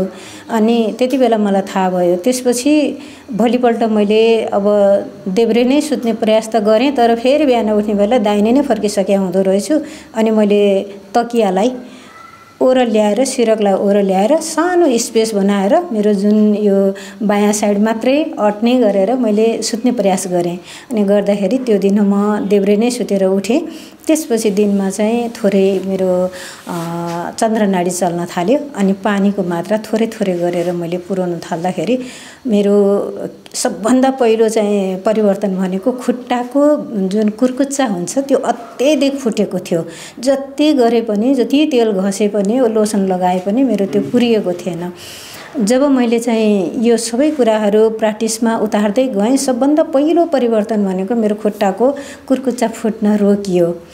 अनि त्यस पछाडि चाहिँ जुन मेरो एक प्रकारको इरिटेसनहरू हैन, अरू पनि थोरै थोरै जस्तै अपान वायु चलिराखेको रहेछ, जबकि म पनि लामो समयदेखि योग नै गरिराखेको थिएँ र पनि यी कुराहरू किन भइराखेको छ भनेर चाहिँ खोजेँ। त्यही अप्रिलकै अन्त्यतिर मैले शङ्ख प्रक्षालन गर्न खोज्दाखेरि पनि 1 घन्टामा 20 गिलास पानी खाँदा पनि मेरो शङ्ख प्रक्षालन भएन। त्यसपछि मैले रोकेपछि त्यो के थियो भन्दाखेरि त्यही चेक गर्ने क्रममा चाहिँ त्यति बेलै म यो योगमा भर्खर जोडिएँ। अनि यो थाहा भयो कि मेरो सूर्य नाडी चलेको हुनाले त्यो खाएको पानी चाहिँ बालुवामा सुकेको जस्तै भएको रहेछ। अनि त्यसैले हामीले अब यो 5 लिटर, 4 लिटर, 3 लिटर जति पानी खायौँ भन्छौँ, तर त्यो प्रपरली नखाँदाखेरि अथवा त्यो नाडी प्रपरली भन्नाले एकैचोटि घट 1 लिटर पनि खाइदिन्छौँ अथवा आधा लिटर खाइदिन्छौँ, त्यो पनि सही तरिका भएन। र सूर्य नाडी चलेको बेलामा पानी खाइदिउँ, त्यो पनि सही तरिका भएन। चन्द्र नाडी चलेको बेलामा टुक्रुक बसेर हामी सिप गरेर पानी लियौँ भने र कम्तीमा पनि हामी 1 गिलास पानीलाई 5-10 मिनट लगाएर पानी पियौँ भने होइन। यसलाई चाहिँ खोल्ने भन्दा पनि अब यो प्राणायाम जुन अघि गुरुले पनि भन्नुभयो, प्राणायामकै माध्यमबाट यसलाई प्राकृतिक वेबाट चलाउनको लागि प्राणायाममा त्यही कुम्भक रेचक नै गर्ने गरेर अहिले प्राणायाम गरिराखेका छौँ हामीले। गुरुले बताए अनुसारकै प्राणायामलाई अप्रिल, मे, जुन, जुलाई 4 महिना भयो। अनि तपाईको पहिलाको र अहिलेको धेरै चेन्ज। मैले 4 महिना भयो मैले अन्न पनि खाएको। अन्न भन्नाले खास गरेर चामल, गहुँ र मकै पनि खाएको थिइनँ। तर यो प्राणायाम र गुरुजीको जुन यी विधिहरू फलो गर्दाखेरि मेरो इनर्जी लेभल चाहिँ घटेन। जबकि मैले 1 किलो कागुन 10 दिन लगाएर खान्थेँ भनेको त्यो एकदमै कम भयो। मेरो वेट चाहिँ घट्यो। अनि वेट घट्दाखेरि मेरो जस्तै झन्डै अराउन्ड 50 थिएँ, म चाहिँ 40 मा पनि आएँ। अहिले म 42 छु होइन। तर मेरो कुनै पनि बेला मेरो इनर्जी लेभल चाहिँ लो भएको महसुस चाहिँ भएन मलाई। हजुर अन्डरवेट त हुनुहुन्न? अहिले त थोरै छु तर अब बढ्दैछु। अब चाहिँ थोरै वेट चाहिँ वृद्धि हुँदैछ। हजुरको धेरै सकारात्मक चाहिँ देखियो है हजुरको? हो एकदमै। त्यसले गर्दाखेरि मलाई चाहिँ के लाग्छ भने म आफै पनि योगको र यो आयुर्वेदको पनि प्र्याक्टिस गरिराखेको अथवा क्लासहरू पनि लिइराखेको र रुचि पनि भएको कारणले शरीरमा जति पनि अटो इम्युन डिजिजहरू छ त्यो शरीरबाट जसरी आयो त्यसरी जानुपर्छ भन्ने भनौँ त्यो विश्वास राख्छु। र त्यसलाई आउनुमा के कारण थियो र जानुमा के कुन माध्यम अपनाउँदा हुन्छ भन्ने त्यो प्र्याक्टिस गरिराखेको भएर मलाई चाहिँ अहिले जुन स्वर योगको जुन यो स्वर साइन्स भनिन्छ यसलाई चाहिँ होलिस्टिक जुन हाम्रो शरीरको सम्पूर्ण नै हो जस्तो लागिराखेको छ यो प्रयोग गर्दै जाँदाखेरि। है धेरै राम्रो। अरू केही थप भन्न चाहनुहुन्छ? थप भन्दा नि यसलाई चाहिँ मैले जसरी हामीले अन्य युट्युबहरू हेरेर अथवा टिभीहरू हेरेर होइन, धेरै जसरी मैले योग गर्छु तर टिभी हेरेर होइन, मैले योग जानेको छु तर युट्युब हेरेर यो भन्नुहुन्छ त्योभन्दा बिल्कुल फरक छ। जुन एउटा गुरुको प्रत्यक्ष निगरानीमा गरेर अभ्यासमा जानु र हामीले कुनै हेरेर गर्नुमा अत्यन्तै फरक छ। एउटा उदाहरण म दिन्छु। घडी हेरेर मेरो श्वास कति कुम्भक गर्छु र कति रेचक गर्छु भनेर घडी हेर्न थाल्यौँ भने हाम्रो माइन्डले चाहिँ त्यही घडीलाई चाहिँ हेर्नतिर जाँदो रहेछ। तर त्यो जति लम्बाइ जानुपर्ने हो त्यो पनि जाँदैन, डाइभर्ट भयो नि। तर जब म यसलाई साँच्चैको त्यो एउटा लयमा चाहिँ रेचक र कुम्भक गर्न बस्छु नि समर्पित भावले, त्यति बेला धेरै नै फरक पर्छ। त्यसैले एउटा गुरुको निगरानीमा गर्दाखेरि आउने जुन सेन्सेसनहरू छन्, बडीमा विभिन्न सेन्सेसनहरू आउँछ होइन। एकैचोटि हामीलाई अभ्यास छैन नि, रोक्दाखेरि पनि के अरे फाल्दाखेरि पनि होइन, कति लामो बस्न सक्छौँ भन्ने कुराहरूलाई युट्युब हेरेर बुझिँदैन अथवा टिभी हेरेर पनि बुझिँदैन। त्यसैले म भन्छु कि पहिलो त सिक्नको लागि गुरुकै निगरानीमा हुनुपर्छ। जसरी मैले 2 लेभलसम्म अनलाइनबाट गर्दाखेरि पनि म अहिले प्रत्यक्ष फेरि लेभल 1 मै पनि आएर गर्दैछु। त्यसैले चाहिँ किनकि मलाई अझै धेरै भएका प्रश्नहरूलाई क्लियर गर्नलाई सजिलो भयो। म चाहिँ द्रौपदी अर्याल। अहिले चाहिँ म योगमा मास्टर त्रिभुवन युनिभर्सिटीमा 3रो सेमिस्टरमा, सायद हाम्रो यो पहिलो ब्याच पनि हो, त्यसमा अध्ययन। अनि म चाहिँ यसकै खोजीमा अब कहाँ कसरी हुन्छ जे थाहा पाए पनि जाउँ जस्तो लाग्ने। अनि दिदीले भन्नुभएको थियो होइन, यहाँ आएँ। सूर्यको बारेमा त अब थोरै अब हामीले त्यही टेक्स्टहरूमा पढेको त थियौँ, तर यहाँ चाहिँ एउटा फरक के लाग्यो भने गुरुले हामीलाई सँगसँगै प्र्याक्टिकल त्यस्तो भएको थिएन कि। जस्तो बीज मन्त्रको बारेमा त मलाई थाहा थियो, लम वम रम हुन्छ यसरी जपिन्छ भन्ने, तर गुरुले चाहिँ यहाँ जप्ने तरिका दिएर सिकाउनु भयो। अनि यो कुम्भक हुन्छ, बहिर कुम्भक हुन्छ, अन्तर्कुम्भक हुन्छ भने कति रेसियो त, कसरी गर्ने त, अनि यसलाई कसरी बढाउने त भनेर पुरै टेक्निक सहित र प्र्याक्टिकल सहित। म 3 दिनमा मैले घरमा पनि, मलाई घरमा गर्न जाँगर लाउँथेन, धेरै कुरा इन्फर्मेसन बटुल्ने, तर आफ्नो जीवनमा लागू नगर्ने भइरहेको थियो कि। अनि त्यो यहाँ चाहिँ के भयो भने अनि अहिले चाहिँ गर्न मन लाग्यो, किनकि यहाँ पनि गरेर जान्छौँ अनि साँझ पनि गर्ने बानी लाग्यो। अनि हामीले चाहिँ ध्यानको कुराहरू गरिराख्दा आज चाहिँ हामीले ध्यानको बारेमा थोरै कुराहरू पढेका थियौँ। अब माइन्डमा कुराहरू छ, त्यसलाई रिप्लेस गर्ने कसरी भन्ने कुरा टेक्निक थाहा नभइकन म विपसना पनि जाने गर्छु, त्यो ध्यान पनि गर्छु होइन, ओसोमा पनि जान्छु, त्यो ओम शान्तिमा पनि धेरै ठाउँमा जान्छु, तर पनि ध्यान त गरिरहेको हुन्छ। अगाडि आफूलाई जे आछ त्यहीको ध्यान गरिरहेको हुन्छ, त्यही रिपिटेसन हुन्छ, तिनै मान्छे आउँछन्। सुरुमा त मलाई जो मान्छे आफूलाई सबैभन्दा मन पर्दैन त्यही आएर होइन अनि गर्ने, अनि अलि पछि चाहिँ योजना बन्ने, अनि अलि पछि चाहिँ अब आफूलाई मन दुखेका कुराहरू आउने, अनि त्यस्तो भइरहेको थियो। आज जो एकदम त्यो टेक्निकहरू थाहा पाएँ नि, ध्यानको जुन टेक्निक गुरुले बताउनु भयो, मनलाई एउटा काम होइन, शरीरलाई एउटा काम दिएपछि बल्ल त्यो काममा लगाउँदाखेरि अनि लगाउँदै के हुन्छ त त्यो कामहरू दोहोरिँदा आफै जपको कुरा गर्नुभयो नि होइन। जब हामीले जप्छौँ, साउन्ड निकालेर जप्छौँ, त्यसलाई फेरि मनले जप्छौँ, यसरी चाहिँ हामी मन शून्य हुने रहेछ। ध्यानको अन्तिम अवस्था भनेको त तँ रहेछ नि भन्ने कुरा बुझेँ कि आज मलाई चाहिँ त्यो क्लासमा एकदमै त्यो बुझिराख्दाखेरि। अब विपसनामा बस्दा सुरुमा त त्यही हातखुट्टा दुखेको मात्रै, धेरै पेनको मात्रै भयो, पछि जाँदा त अलिकति त्यहाँबाट पनि केही हो कि जस्तो लागेको थियो। तर अहिले चाहिँ यो टेक्निक अनि जनरल मान्छेहरूलाई कसरी सिकाउने होइन, मेरो लक्ष्य त मासमा गएर सिकाउने, स्टुडेन्टहरूलाई सिकाउने, योगलाई चाहिँ जो शिक्षामा ल्याउने भन्ने पनि छ नि होइन। म पढाउँछु पनि, अहिले पनि म स्टुडेन्टलाई पढाइरहेको छु। अनि त्यो चाहिँ कसरी दिने त, आँखा चिम्म गर, आँखा बन्द गर, अनेक कुरा आउँछ, कसरी ध्यान मान्छेले गर्न सक्छ त भन्ने, त्यो यो टेक्निक चाहिँ एकदम राम्रो लागेछ। सायद यहाँ गुरु बसन्जरी अब नेपालमा हामीलाई सिकाउनु भयो भने म यो क्लास चाहिँ नछोडिकन लिन्छु होइन, चाहे 4 लेभल होस् 5 लेभल होस्। अब हामीले चाहिँ योगमा त पैसा तिरेर सिकिरहेका छौँ, त्यही भएर त्यति धेरै महँगो पनि लागेन। कुनै गुरुकोमा हामी तन्त्र योग सिक्न भनेर गयौँ, कहिले अगरी बाबाकोमा गयौँ, डुल्या छौँ नि त। त्यहाँ डुल्दाखेरि पनि त्यो मन्त्र च्यान्टिङको कुराहरू होइन, यति कोर्सको कुराहरू भन्दा चाहिँ हामीलाई यो त्यति धेरै महँगो पनि लागेको छैन। अब गुरुले चाहिँ हामीलाई कतिसम्म सिकाउनुहुन्छ थाहा छैन। गुरु नेपाल बसन्जरी र अब गुरु यदि जानुभयो भने पनि अर्को लेभल 4 लेभलसम्म 120 दिनको भन्नुभएको छ। त्यसमा चाहिँ मलाई चाहिँ प्र्याक्टिकल्ली गरेर, मैले अर्कालाई भन्न त टेक्स्ट पढेर त हुँदैन, प्र्याक्टिकल्ली गर्नुपर्छ। आफूले थाहा पाएको कुरा भन्न जति सजिलो छ त्यो पढेको कुरा त हुँदैन। अनि पढेको कुरा के ग्याप हुँदो रहेछ नि, त्यहाँ कुन तरिकाबाट भन्न खोजेको छ प्र्याक्टिकल नगरेसम्म थाहा हुने रहेछ कि। यही बीज मन्त्र जप्ने तरिका मैले चाहिँ खप्तर बाबा पनि पढ्थेँ, मैले जप्थेँ। अब त्यो 35-40 दिन लगाएर मिलेकै रहन्छ, कुरै मिलेर रहन्छ।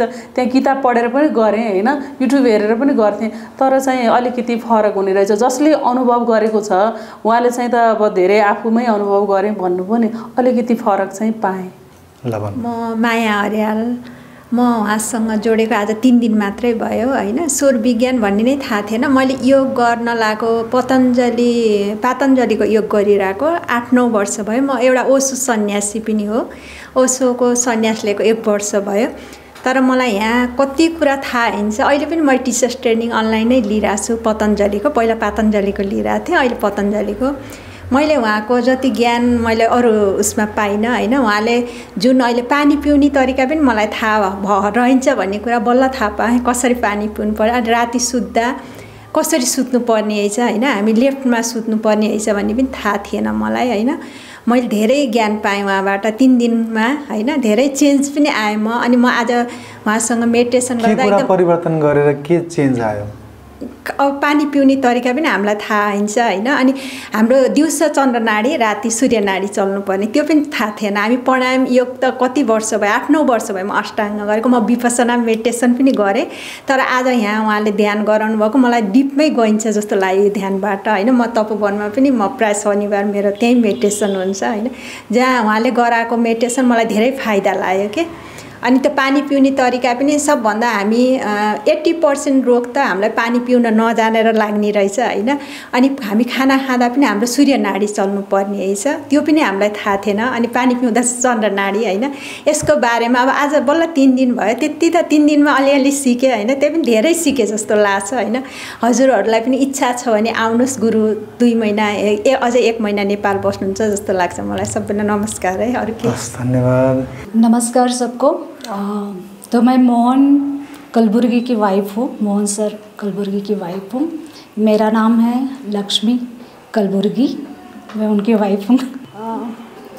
तो इनका योग का शुरुआत तो बहुत शादी से पहले ही था। तो एक आश्रम में रहते थे, शादी होने के बाद भी हम भी आश्रम चले गए। पहले हम 12 साल एक संस्था में काम करते थे, उसके बाद मैंने भी शादी होने के बाद मैंने भी ट्रेनिंग वगैरह सब ले लिया और इनके साथ में सेवा में जुड़ गए। तो उसके बाद जब उसमें हम जो संस्था में थे वहाँ पे जो बोलते थे कि कच्चा खाना है, प्राणायाम करना है, तो दिन भर में यानी कि हम खाना पका हुआ ज़्यादातर खाते ही नहीं थे, कच्चा ही खाते थे। फिर सर का जब इनमें अभ्यास शुरू हो गया सौर योगा का, ठीक है ना, सौर योगा का अभ्यास शुरू हो गया, तब सर एक एक दिन 3-3 दिन रूम में बंद करना है, पानी पीना है, फिर ये ऐसे लेट के रहना है, ये करना है, चंद्र सूर्य सुषुम्ना ये सब करते थे। मुझे तो ये थोड़ा सा योगा में तो चंद्र है, सूर्य है, सुषुम्ना है, हाँ ईड़ा पिंगड़ा और सुषुम्ना ये तो होता ही है, लेकिन इनका जो अभ्यास शुरू था तब मुझे थोड़ा सा ऐसा लगता था कि ये क्या कर रहे पागल जैसे थोड़ा सा मैं डांटती भी थी, आपका ना शुरू हो गया फिर से, बाप रे। कभी पहाड़ों में चले जाना, 3-3 दिन घर बच्चे छोड़ के निकल जाते थे। अभी संसार में है तो थोड़ा सा वाइफ का तो रोल निभाना ही पड़ता है, डांटना ही पड़ता है। जी। तो मैं डांटती थी, करती थी। फिर उसके बाद मैं बोली एक बार थोड़ा सा ये हम संस्था में थे एक, तो रॉ फूड खाना है, पूर्ण स्प्राउट खाना है, कच्चा ही खाना है, तो मुझे भी बहुत सारे प्रॉब्लम हो रहे थे। तब पानी पीने का तरीका मुझे ही कुछ पता नहीं था। जब सर बोलते थे कौन सा भी एक अभ्यास होने के बाद दिन भर उनका यही शुरू रहता था, मेरा चंद्र शुरू हो गया, मैंने इतना पानी पिया, ये पानी पिया, मैं भी चुप चुप के थोड़ा थोड़ा सुन के मैं भी उनके जैसे करने लगी कि चलो करने के बाद क्या होता है ये भी हम देख लेंगे, रियलिटी में क्या होता है। तो मुझे भी बहुत सारे पानी कम पीने के बहुत तकलीफ थे, जैसे कि ये फेस में बहुत ब्लैकपन था। वैसे तो कच्चा खाते हैं तो वैसे होना नहीं चाहिए, जैसे मैं योग टीचर हूँ, क्लासेस भी लेती हूँ, तो मुझे तो ये नहीं होना चाहिए, फिर भी मुझे बहुत सारे तकलीफ थे। तो जब ये पानी पीने का तरीका पता चला तब मेरा पूरा क्लियर हो गया, लेकिन इनको बताया नहीं था, चुप चुप के मैं भी ये फॉलो करती थी। मुझे भी बहुत सारे रिजल्ट मिल गए। मतलब दाग धब्बे थे यहाँ पर बहुत सारे थे, बहुत सारे, और सब खत्म हो गए। अभी ये नेपाल में थोड़ा सा चंद्रनाड़ी में पानी पीने से, हाँ वही करने से, चंद्रनाड़ी में पानी पीने में जी, ये सूर्य में तो रात भर सूर्य चलना चाहिए, ये तो योगा का एक पार्ट है, वो तो मुझे पता था जी। फिर उसके बाद इनका यही था कि जो एक एक स्टेप करना है, अभ्यास करना है, रूम में लॉक करना है, यही चलता था। और एक मेरा एक अनुभव शेयर करती हूँ, जैसे कि सूर्य नाड़ी जब होता है, जो अपने काम होते नहीं थे, ये बोलते थे कि आज मेरा सूर्य नाड़ी है तो मेरा ये काम था, तो मेरा हुआ नहीं।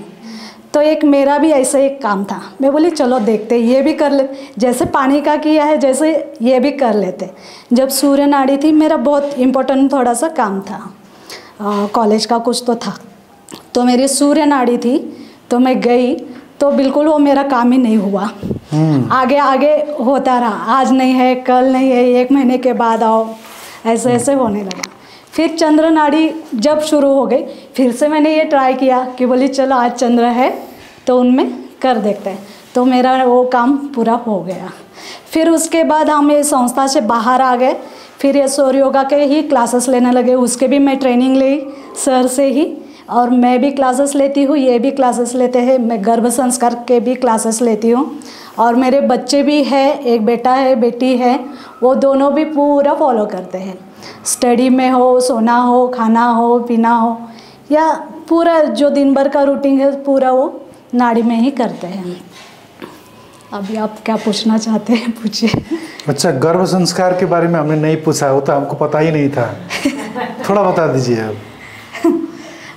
गर्भ संस्कार में जो प्रेगनेंसी में होता है कि किसी को लगता है कि मेरा बच्चा ऐसा होना चाहिए, ऐसा होना चाहिए जी।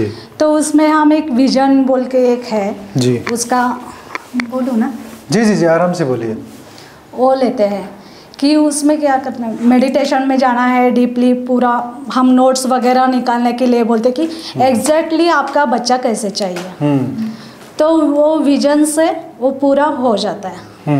3rd मंथ से लेके 7 मंथ तक 9 मंथ का जो रूटीन होता है कैसे खाना है, इसमें भी हम चंद्र नाड़ी, सूर्य नाड़ी, सोने का तरीका, उठने का तरीका और जो प्रेगनेंसी में गर्भ पे हाथ रख के जो बात करते हैं वो भी हम बोलते हैं कि गर्भ के ऊपर हाथ रख के आप बात कीजिए, पॉजिटिव बोलना है, जैसे आपका विजन है उस तरीके से बोलना है। वो पूरा डिटेल क्लास में आ जाता है। अच्छा, तो ठीक है।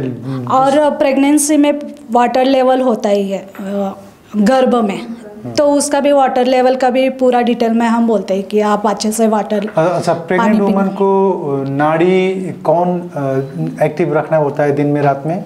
वही सेम जैसे सर क्लास में बोलते हैं वैसे ही। अच्छा, चंद्र में दिन भर चंद्र चालू होना है, रात में सूर्य। तो इनके संगत से आपका जीवन में भी बहुत अच्छा प्रभाव हो रहा है। हाँ, बहुत चेंजेस। और दूसरे लोगों के लाइफ के क्या भी थोड़ा बता दीजिए, क्योंकि बहुतों का ट्रेनिंग आपने देखा होगा। हाँ, कभी कभी क्या होता है कि क्लास में दोनों नहीं आते, कपल हस्बैंड वाइफ दोनों तो नहीं रहते, कभी लेडीज़ रहते, कभी वाइफ रहते हैं, कभी जेंट्स रहते हैं। जो वाइफ के समस्या है वो जेंट्स बोलते हैं कि सर आपने क्या किया, इतना पूरा परिवर्तन आ गया। ये भी एक पार्ट बहुत सारा अनुभव देखने के लिए मिला। और जेंट्स का भी वैसे ही हुआ कि इनमें भी बहुत जेंट्स का क्या होता है कि घर में टाइम नहीं देना है, परिवार को टाइम नहीं देना है, बच्चों को टाइम नहीं देना। एक क्लास में ये भी होता है, सर सिखाते हैं लेकिन कोई कोई अप्लाई करता है, तो लेडीज़ वाइफ आके बोलते कि सर आप क्या सिखा रहे, ये क्लास होने के बाद पूरे फैमिली को ये टाइम दे रहे, अभी हमारी लाइफ बहुत खुशी से चल रही है, ऐसे बोलते हैं। जी, thank you very much for your time. जी, अभी ये जो गर्भ संस्कार जो हम बोल रहे हैं, तो स्वर विज्ञान से भी हम गर्भ संस्कार का एक सिलेबस हमने बना दिया है। जैसे शुरू में अगर हम देखेंगे तो जैसे हम अभिमन्यु की बात ज़्यादा हम करते हैं कि जैसे अभिमन्यु जो है उस प्रकार से गर्भ में ही सारी विद्या उसने जो सीख ली थी, उसी प्रकार से हम 9 मंथ हम बच्चों के ऊपर, क्योंकि बच्चों का ब्रेन का जो ग्रोथ है 9 महीने में काफ़ी अच्छा होता है माँ के गर्भ में, तो उस समय में बहुत सारे जो है हम बातें उनको सिखा सकते हैं। एक वाला पार्ट उसमें है। दूसरा पार्ट ये होता है कि माँ का हेल्थ और बच्चे का हेल्थ, दोनों का हेल्थ काफ़ी अच्छे से हो, तो उसके लिए सौर विज्ञान काफ़ी अच्छे से उसमें सपोर्ट करता है।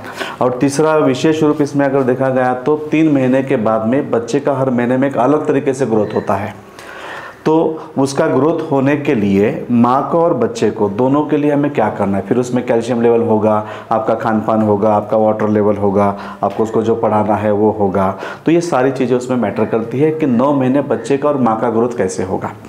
और लास्ट में जो है कि नॉर्मल डिलीवरी होने के लिए हम क्या प्रयास कर सकते हैं। आज हम इस प्रकार से बोल नहीं सकते कि नॉर्मल डिलीवरी ही होगी बोल के, बट उसके लिए जो प्रयास है वो प्रयास हमें जो है करना ज़रूरी है, तो वो उस प्रकार से उसमें ये भी सारे टिप्स उसमें हम उसमें उस प्रकार से देते हैं। तो एक 9 महीने का जो है काफ़ी अच्छे से बच्चों को, अभी जैसे मेरे वाइफ ने जैसे बताया, हमने तो हमारे दोनों बच्चों को हमने गर्भ संस्कार उस समय से हमने वो किया हुआ था, तो ज़्यादा कुछ हमें बच्चों को देखने की ज़रूरत नहीं है, तो उनका विजन, उनको जो करना है उस प्रकार से वो कर रहे हैं। अब बेटा अगर देखेंगे तो एरोनॉटिकल इंजीनियर में, एरोस्पेस में वो पढ़ाई कर रहा है, बेटी अगर देखेंगे तो कंप्यूटर साइंस में पढ़ाई कर रही है, वो अपना काफ़ी अच्छे से उस प्रकार से वो कर रहे हैं। तो ये गर्भ संस्कार का जो है ये परिणाम है। और दूसरा एक वेट लॉस का प्रोग्राम भी हम स्वर विज्ञान के माध्यम से लेते हैं।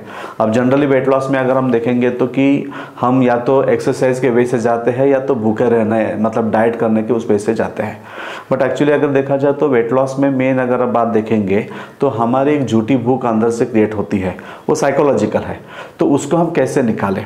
तो एक 90 डेज़ का प्रोग्राम मैंने बनाया है, उसमें हम हर 10 दिन में हमारा डाइट चेंज करते हुए जाते हैं और हम पूरी तरह से झूठी भूख को हम निकाल देते हैं और अपने आप जो है 10 kg, 15 kg, 20 kg 90 दिन में लोगों के वेट कम होते हैं। और एक बार कम होने के बाद फिर दोबारा वेट बढ़ते नहीं है, बढ़ाने के लिए फिर उनको 6 से 8 महीना लगेगा, तब जाके उनका वेट बढ़ेगा। तो इस प्रकार से एक सिस्टमेटिक वे से जो है हम मेडिकल वे और योगा जो है उसका और पूरा जो है आयुर्वेदा है, सबको पकड़ के उस प्रकार से इसमें हम लेके चलते हैं वेट लॉस का एक प्रोग्राम उसमें। बट उसमें हम no walking, no exercise, walking भी नहीं करना है और एक्सरसाइज भी हमें नहीं करना है, प्राणायाम ही हमारा मेन उसमें रहेगा और हमारा डाइट, हमारा खान पान। और उसमें 90 डेज़ हम ड्राई फ्रूट ब्रेकफास्ट करते हैं, क्योंकि ब्रेन के लिए या जो हम न्यूरोट्रांसमीटर जो बोलते हैं ना, तो ब्रेन के न्यूरोट्रांसमीटर या हमारे सारे विटामिन्स बैलेंस करने के लिए ड्राई फ्रूट काफ़ी इम्पॉर्टेंट डाइट है। तो ये सारी चीज़ें करके उस प्रकार से भी हम वेट लॉस प्रोग्राम। अच्छा, माता जी एक बात बता रही थी कि एक कोई काम करने जाना था और मेरा सूर्य नाड़ी एक्टिव था तो काम नहीं हो पाया, तो ये क्या है? मतलब कोई काम आपको ऑफिशियल काम करवाना है तो भी आप अगर आपका चंद्र नाड़ी एक्टिव है तो हो जाएगा? जी देखिए, जैसे अभी हम लोग जैसे बात कर रहे थे, जैसे मैंने सूक्ष्म देह और स्थूल देह की जैसे मैंने बात की थी जी। तो ये नाड़ियाँ हमारी सूक्ष्म देह से जुड़ी हुई है। तो आने वाले 3 घंटे में क्या होने वाला है, ये नाड़ियों से हमें क्या होता है हमें पता चल जाता है। तो सूर्य नाड़ी जो है ये क्या करती है, हमारा समय लेती है। सूर्य नाड़ी जो है समय ज़्यादा लेना है, या आपका काम जो है डिले हो जाना है, आपका खर्चा बढ़ना है, आपकी एनर्जी जो है वेस्ट होना है, ये सूर्य नाड़ी दर्शाती है। चंद्र नाड़ी में क्या होता है कि आपके काम का जो स्पीड है वो स्पीड ज़्यादा होता है। और इसमें भी जो है ना, चंद्र नाड़ी सूर्य नाड़ी में भी तत्व भी होते हैं, जैसे पृथ्वी तत्व और जल तत्व। और चंद्र नाड़ी में पृथ्वी और जल तत्व अगर रहेंगे तो आपके काम की गति ज़्यादा रहती है। तो इस प्रकार से नाड़ियाँ देख के भी हम उस प्रकार से काम हम कर सकते हैं, जो ये हम सर्वविज्ञान के क्लास में वो भी सारी बातें हम सिखाते हैं। मतलब आपका सूर्य नाड़ी चंद्र नाड़ी जगा हुआ है और आपका ऑफिस में काम वो कोई ऑफिस वाला करने वाला है, फिर भी वो हो जाएगा? मतलब जो समथिंग एल्स उसमें 2 काम होते हैं। एक रेगुलर रूटीन जो काम होते हैं उसको नाड़ी देखने की जरूरत नहीं है, बट जो भी कुछ आप नया काम करने के लिए जाते हैं तो उस समय में ये नाड़ियाँ देखे उस प्रकार से हमें पता चल जाता है कि ये काम जल्दी होगा क्या, देर होगा, लेट होगा, करना चाहिए नहीं करना चाहिए। उस प्रकार से हमें नाड़ियाँ देख के उस प्रकार से हम बोल सकते हैं। अच्छा, हमने एक बार नहीं पूछा आपको इंटरव्यू में कि आपने तो बहुतों को करवाया होगा, तो कोई 1-2 ऐसा उदाहरण बताइए जो जिनका लाइफ में जो मैजिकल चेंज हुआ हो सूर्य विज्ञान के अध्ययन करने के बाद। हेल्थ में तो हमने देखा है कि काफ़ी ड्रास्टिकली चेंज जो है उसमें देखा हुआ है कि बहुत सारी डिसीज़, बहुत सारी गोलियां बंद हो जाती है, वेट कम हो जाना, हेल्थ रिलेटेड बहुत सारी चीज़ें हमने देखी है। मेंटल रिलेटेड अगर देखेंगे तो पूरा डिस्टर्बेंस कम हो जाना, बिजनेस में फोकस वगैरह जो बढ़ना है। बहुत सारे बिजनेसमैन लोग भी ये वर्कशॉप्स करते हैं, तो उनका जो है अगर हम देखेंगे तो 20% हर साल में आपका जो है ग्रोथ, अगर सारे टेक्निक इस्तेमाल करते हैं तो मिनिमम 20% ग्रोथ तो आराम से इसमें उस प्रकार से हो जाता है। तो वही बेसिक वही सारी है, बट मेन जो हमारा कैलकुलेशन है वो हेल्थ, मेंटल हेल्थ और आपका जो है आत्मिक शांति जो हम बोलते हैं ना कि अंदर से आपका जो सुकून, इस पे फोकस जो है ये ज़्यादा है। एक मिनट, ते बोलो ना ते लैंड लेवांगे तो तीनों चंद्र। हाँ, इवन जो भी डिसीजंस लेते हैं ना, भी बहुत बार ये भी क्वेश्चंस आते हैं। अब ऐसे ही एक एग्जांपल हमारा है कि मैं ट्रेन में ट्रैवल कर रहा था, तो हमारे एक साधक जो है उनका जैसे वो रोड कॉन्ट्रैक्टर का वगैरह जो होता है ना, तो एक टेंडर उनको मिला था। तो उन्होंने मुझे कॉल करके पूछा कि सर ऐसे ऐसे मैंने टेंडर लिया है तो क्या करना चाहिए मुझे बोल के। तो फिर मैंने मेरा सांस देख के मैंने आंसर दिया कि मेरा तब सूर्य नाड़ी चल रहा था। मैं बोले इसमें उतना आपको बेनिफिट नहीं होगा, ना लो तो आपको अच्छा है। तो बोले सर एक मे बी 1 or 2 CR का वो टेंडर उस प्रकार से था। तो मैं देखिए आप स्वयं होकर डिसीजन लीजिए। बोले ठीक है, कोई बात नहीं है बोल के। तो उन्होंने वो टेंडर नहीं लिया, और 1 महीने के बाद में फिर एक उनको टेंडर मिला, और फिर उन्होंने मुझे कॉल किया। तो उस समय मेरी नाड़ी क्लियर थी, चंद्र नाड़ी क्लियर थी। तो फिर मैंने उनको बोला कि आप ये टेंडर अभी ले सकते हैं। तो उसके बाद में 15-20 दिन में फिर दोबारा उनका एक कॉल मुझे आया कि सर अच्छा हुआ मैंने पहले वाला टेंडर नहीं लिया, उससे भी मुझे इसमें ज़्यादा काम में भी काफ़ी अच्छा है और प्रॉफिटेबल भी काफ़ी ज़्यादा है। तो बोले कि मुझे आपका अकाउंट नंबर चाहिए और मैं कुछ आपको दक्षिणा जो है मैं आप देना चाहता हूँ। तो इस प्रकार की भी बातें होती है, बट इससे ज़्यादा है ये है कि आप स्वयं हो के इसको आपके जीवन में सीखें और खुद हो के इसका जो है इस्तेमाल करें। और मुझे लगता है कि जितने भी आध्यात्मिक चीज़ें हैं इसको हम चमत्कारिक वे से न ले तो ही अच्छा है, because these are the practical things. और हर एक व्यक्ति के अपने जीवन में से लेना जरूरी, क्योंकि पैसा वगैरह तो बहुत छोटी बातें हैं, क्योंकि अध्यात्म तो बहुत जो है ऊंचाइयों की बातें हम उसमें करते हैं। तो इस प्रकार की जी बातें हैं। ठीक है, थैंक यू वेरी मच। ठीक है जी, प्रणाम सभी को, नमस्ते। The Secrets of Life with Subhas Agam।